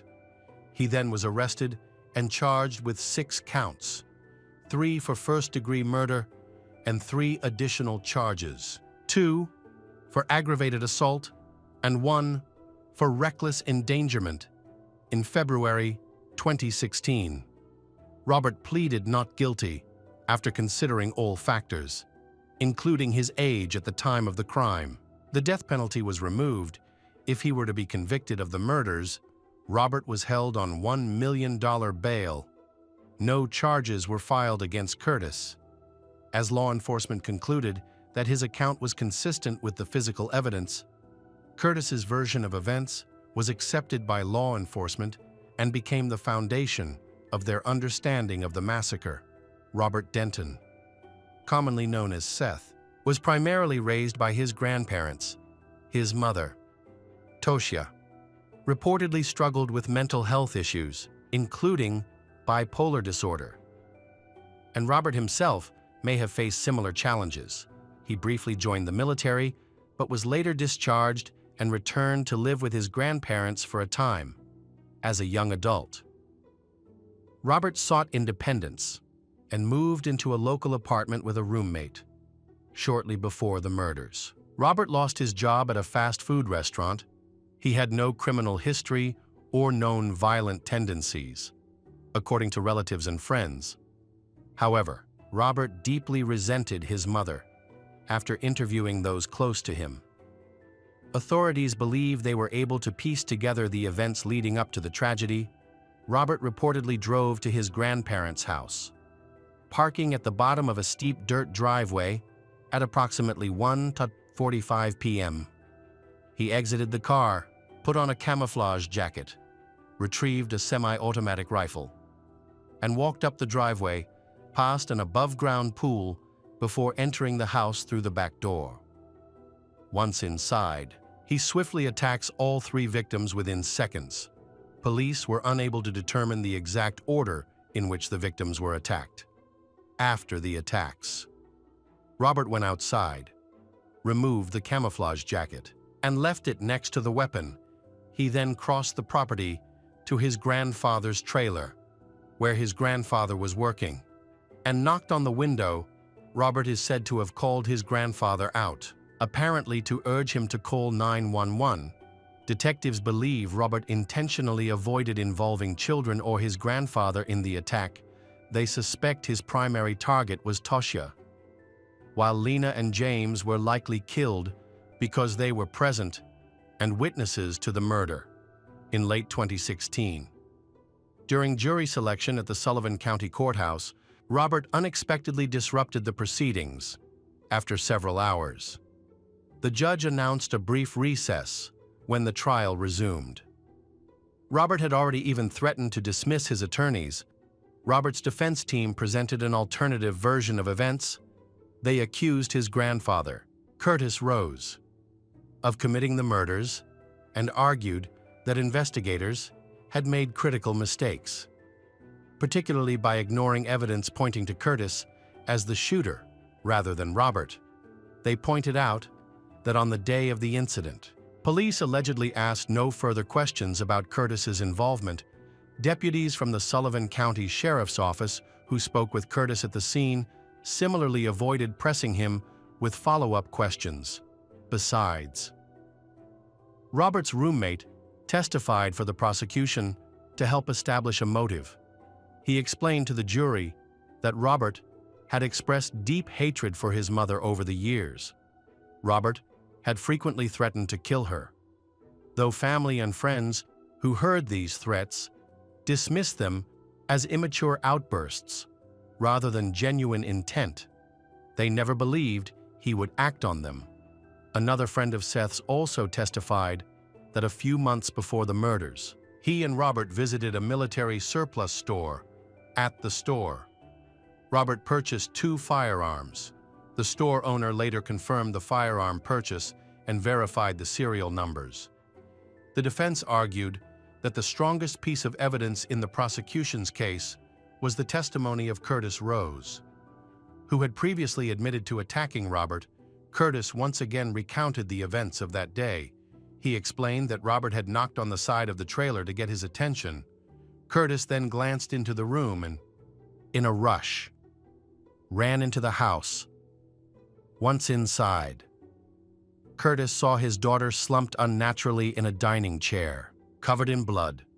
Realizing she was dead, he desperately searched the entire house for his wife, Lena. Eventually, Curtis returned to the living room after checking the bedroom. At this point, Curtis noticed his son-in-law, James, lying on the front porch and making noises that caught his attention. He then went into the kitchen, where he found his wife dead, sitting between the table and the refrigerator. After discovering her body, Curtis returned to the bedroom to retrieve a gun. He then got into his van and drove down to the lower part of the driveway. He admitted that, at this time, he intended to kill Robert. Robert later testified. Providing his account of the events, he explained that, on that Saturday evening, he had called his aunt to ask where his mother was living because he wanted to visit his grandfather, with whom he shared a close bond. Robert and his grandfather occasionally went to the shooting range together, so he packed 2 weapons and a large amount of ammunition into his car. His aunt assured him that his mother wasn't living at his grandfather's house, but in a trailer elsewhere. This reassured Robert, as he wanted to avoid any interaction with his mother. Knowing it would lead to an argument, confident he wouldn't encounter Toshia, Robert drove to his grandfather's house. Robert parked at the end of the driveway and carried his weapon. Intending to show it to his grandfather, they briefly discussed ammunition. And during their conversation, Robert handed the weapon to his grandfather. According to Robert, his grandfather then walked into the house with the weapon, and Robert followed. Expecting that they might check for compatible ammunition, Robert recounted that when he entered the house behind his grandfather, the latter immediately began to attack with the weapon.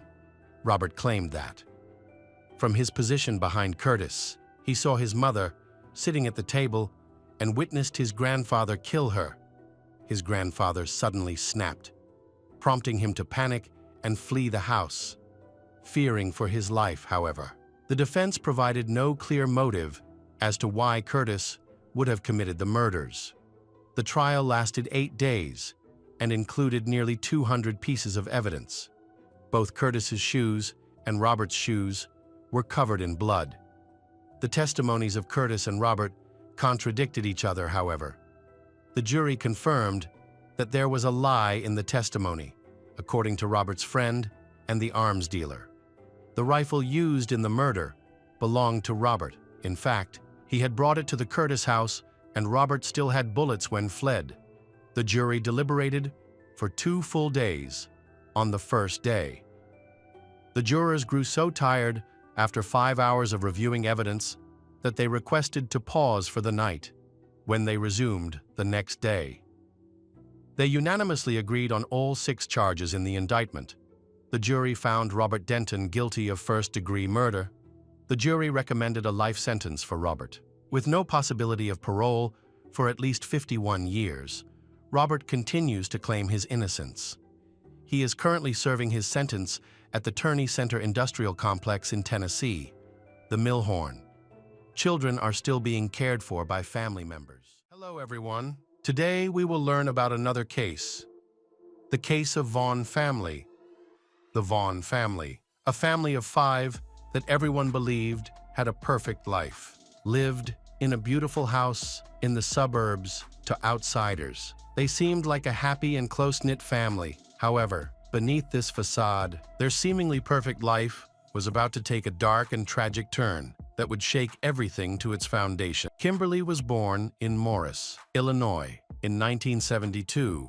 Into a well-off family, she has a twin sister named Jennifer. Her family valued education and personal growth, so she attended a prestigious school, participated in sports, and was known for her friendly and sociable demeanor. Christopher Vaughn was born in St. Louis, Missouri, in 1974, and grew up in a modest, close-knit family with 2 brothers. As a child, he enjoyed soccer, hiking, camping, and spending time outdoors with his family. Kimberly and Christopher met in the early 1990s and quickly fell in love. However, Kimberly's parents were not supportive of their relationship due to concerns about Christopher's age, his lack of a stable job, and his less affluent background. Despite this disapproval, Kimberly and Christopher were determined to be together. In the summer of 1994, after Kimberly discovered she was pregnant, they got married.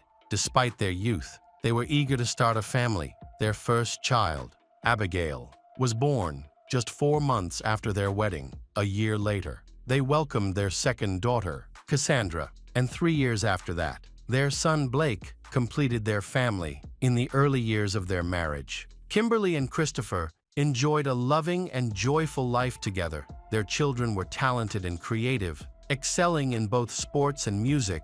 Kimberly dedicated herself to being a homemaker, actively participating in her children's activities. Meanwhile, Christopher was growing a small cybersecurity business. After a few years, the family relocated to Washington and eventually settled in a quiet town in Illinois, where they bought a spacious home. Their beautifully decorated house even earned them a feature in a local newspaper. Eager for a new challenge, Kimberly decided to pursue a law degree. She enrolled in a local university and earned her degree just a month before tragedy struck from the outside. Their family appeared to embody the American dream. However, things were not as perfect as they seemed. Christopher's job frequently required him to travel, during which he began an affair with a woman. This affair lasted about a year before Kimberly discovered it, shaking their marriage to its foundation.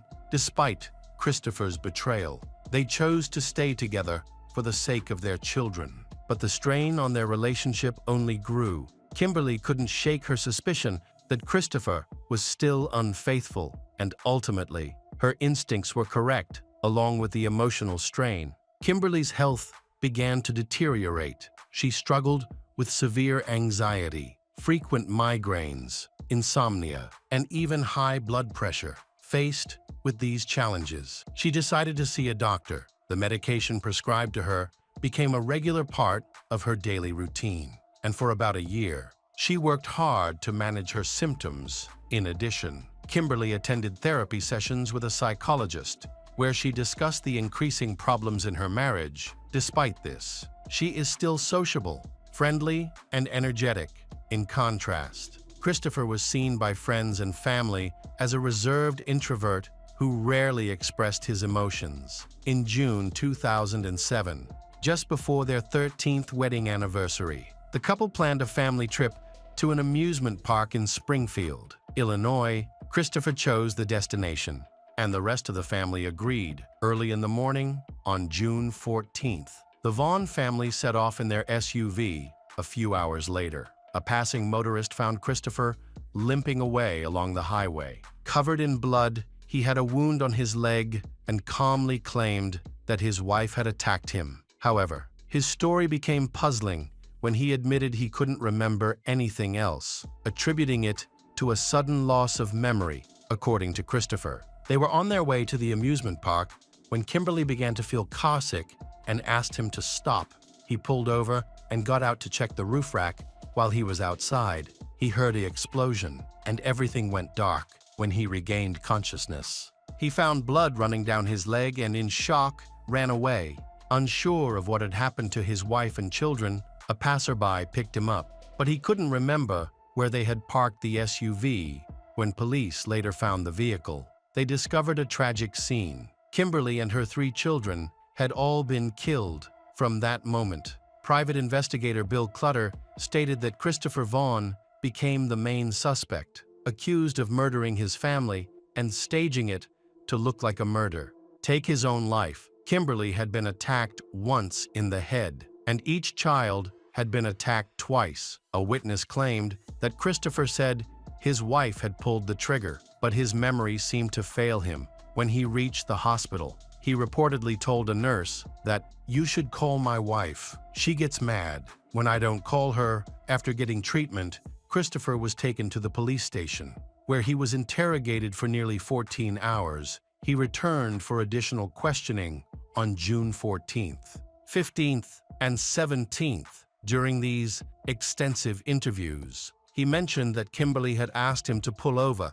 because she was feeling nauseous. He explained that he stopped his car near a cell phone tower to check the back tires. After securing the strap on the topper, he got back into the car and noticed his leg was bleeding. He insisted he had no memory of anyone attack him or his family. When detectives suggested that Kimberly might have attacked him, Christopher quickly defended her, insisting that she would never hurt the children. He maintained that he only found out he had been attacked when a doctor informed him at the hospital. He appeared genuinely confused, insisting that nobody else was present and that Kimberly didn't have a gun. So he couldn't understand how the attack had occurred. As the interrogation progressed, the detectives told Christopher that his family was alive and asked him to explain what had occurred. At that moment, Christopher requested to speak with Kimberly directly. Throughout the questioning, he consistently denied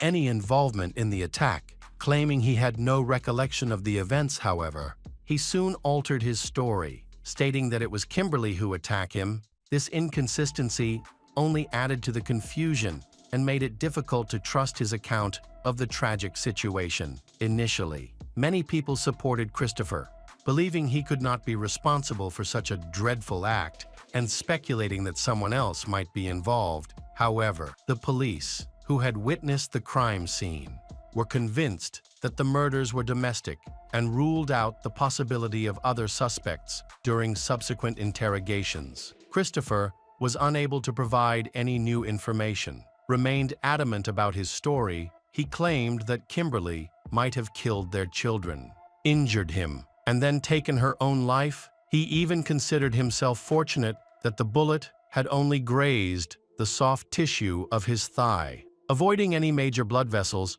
he suggested that Kimberly's behavior was influenced by the medication she was taking and the strain in their relationship due to his infidelity. Christopher stated that his memory loss stemmed from shock, which also explained why he hadn't immediately alerted the authorities or emergency services from the outset. Investigators had been skeptical of Christopher's account, There was insufficient evidence to arrest Christopher at that time. The police continued their investigation, seizing Kimberly and Christopher's laptops and searching the family home.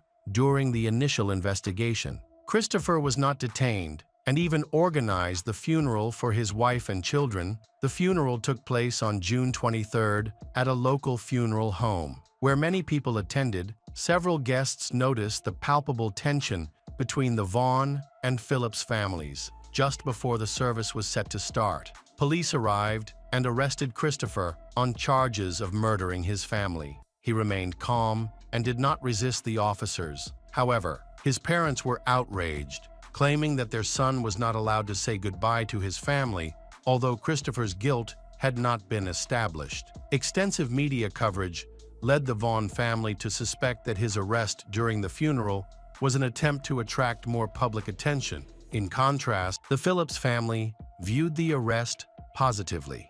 Kimberly's mother, Susan Phillips, expressed relief, stating she was glad her daughter was no longer considered a suspect in the deaths of her children. When the investigation progressed, the investigators was discovered that Christopher had taken out a life insurance policy on Kimberly, which would pay him $1 million if she died. The more the police investigated, the more they believed Christopher was the main suspect in this tragic event. The investigation lasted over 5 years, during which Christopher remained in custody despite his constant claims of innocence. He faced serious charges that could have led to the death penalty if he had been convicted. He was assigned attorneys through a special program that provides legal defense for those facing capital punishment. Christopher's defense team worked diligently to shift the blame to his late wife, Kimberly. They presented evidence that she had various mental health issues, which were exacerbated by the marital problems stemming from Christopher's infidelity and her subsequent health challenges. They argued that the medication she was prescribed only worsened her condition, ultimately leading to her tragic actions. The situation may not be as unlikely as it seems, especially when considering the viewpoint of Robert Deal, a crime scene investigator involved in the case. Robert has publicly supported Christopher, arguing that the bullet trajectory and other forensic evidence actually indicate that Kimberly was the attacker. He believes that investigators were overly focused on one theory and ignored other possibilities whenever Robert proposed ideas that contradicted the official narrative. He felt dismissed. He claims that the police insisted Christopher was a criminal mastermind who could outsmart everyone, including the experts. According to Robert, investigators often altered their theories to fit the evidence instead of allowing the evidence to lead them to the truth. The defense team highlighted that some crucial elements of the state's forensic case did not withstand scrutiny. For example, the state contended that Christopher unbuckled his wife's seatbelt after attacking her, claiming that a large blood stain near the latch came from Kimberly's injury. However, DNA tests later showed that the blood actually belonged to Christopher. This evidence significantly undermined the state's theory. The defense presented additional evidence regarding Kimberly's situation. They pointed out that at the time of her death, she was taking medications, including nortriptyline and Topamax, to manage her migraine headaches just 2 weeks before her death. Kimberly had emailed Christopher, expressing that she had experienced a noticeable change in her personality and an increase in anxiety. Furthermore, her nortriptyline levels were found to be at the low end of the toxic range, suggesting that the medication could have negatively impacted her mood and behavior. The defense argued that these drugs might have caused her to act in ways that were uncharacteristic, possibly even leading to thoughts of self-harm or violence. The defense proposed that Christopher might have experienced dissociative amnesia, a condition that can occur after a traumatic event, which could explain his lack of memory regarding the tragic incidents. Dr. Todd Grande, a counselor specializing in personality disorders, addiction, trauma recovery, and assessments, noted that such cases are not uncommon. He explained that individuals can indeed lose their memory after a specific traumatic event. Like an accident, Dr. Grande remarked, "I've seen this many times. I have no doubt that it's a real condition, and citing instances following severe motor vehicle accidents. At this point, things were starting to look more promising for Christopher's case, however. Just as hope was building, a significant change occurred. The state enacted new laws abolishing the death penalty. This change meant that Christopher lost the legal team funded by the Capital Defense Program. His defense team requested $250 to continue their work, but Christopher could not afford this amount. Consequently, he was assigned a public defender, and they had to begin his defense. From the ground up, Christopher's new defense team struggled to build a convincing case, especially after investigators examined his personal laptop, which had been taken during a search of his home. They discovered a large number of messages exchanged between Christopher and a Canadian man. The two had connected about 10 months before the incident on a social networking site and had maintained regular communication. Christopher confided in him about his dissatisfaction with his marriage, expressing a desire to escape family life and retreat to the wilderness. They talked about survival skills, camping, and living off the grid in isolated areas like forests, deserts, and mountains. At one point, Christopher even tried to persuade the Canadian man to help him fake his own death as a way to escape his responsibilities. He wanted to create a scenario where his wife, Kimberly, could collect the insurance money when the Canadian man declined to assist him. Christopher stated he would leave regardless, planning to abandon his job and urban life to vanish into the Canadian wilderness. Beyond anyone's reach, about a month before the tragedy, Christopher began talking about a woman. He said he was in love with her and wanted to take her with him when he escaped. The police found her, who worked as a dancer at a local strip club that Christopher often visited. They had dated for a few months, during which Christopher frequently expressed his dissatisfaction with his family life. He even suggested that they run away together, but she dismissed the idea as silly and declined. Additionally, it was revealed that Christopher had been seeing another dancer as well. He had lied to her, claiming he was single and had no children in order to impress her in his desire to start anew. Christopher spent a lot of money and proposed that they escape to another country together. With the new evidence presented, Christopher could no longer deny his involvement, especially after significant changes were made to his defense team. The trial of Christopher Vaughn began in the fall of 2012 and quickly attracted media attention. Throughout the trial, compelling evidence emerged. Christopher had purchased a weapon shortly before the tragic incident and had practiced at shooting ranges multiple times, including the night before the family trip. Forensic experts determined that the bullet wound on Christopher's thigh was inflicted at nearly point-blank range, contradicting his claim that his wife, Kimberly, attacked him while he was outside the car and she was inside. Another critical piece of evidence came from bloodstains found on Christopher's clothing. Prosecutors argued that if Christopher had genuinely left the car before any violence occurred, there would be no reason for his wife's or children's blood to be on his clothes. Even more incriminating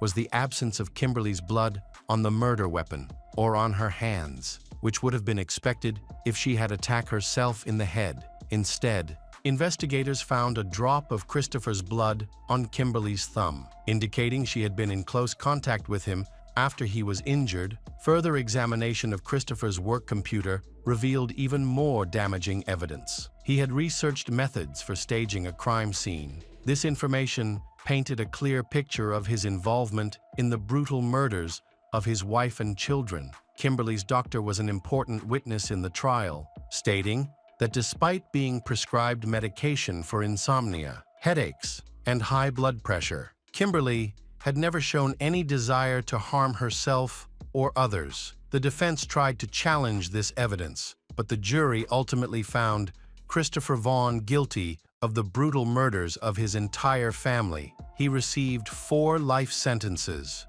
1 for each family member, without the possibility of parole. Shortly after the sentencing, Christopher made an unexpected claim that he had clearly remembered the details of that tragic day and had never actually lost his memory. He stated that the gunshots occurred after he got out of the car, and that he then saw the bodies of his children, according to him. His wife attacked him in the leg while yelling that it was all his fault before turning the weapon on herself to end her life. This new account was deemed ridiculous and did not affect the jury's decision, despite the significant evidence against him. Christopher's parents continued to advocate for his innocence publicly. For years, they appeared on talk shows, gave interviews, and managed blogs and social media accounts that depicted their son as a victim of a troubled marriage. They also blamed Kimberly's family, claiming her relatives never accepted Christopher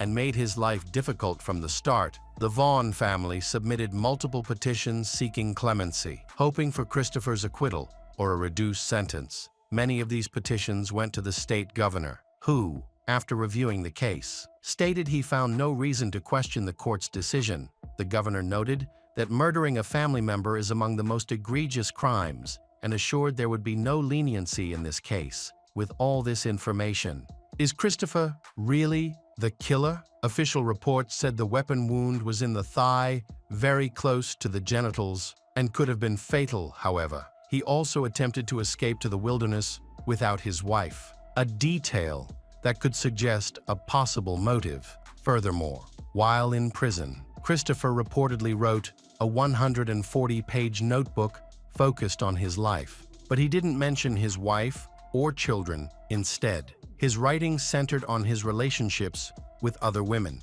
which seems strange.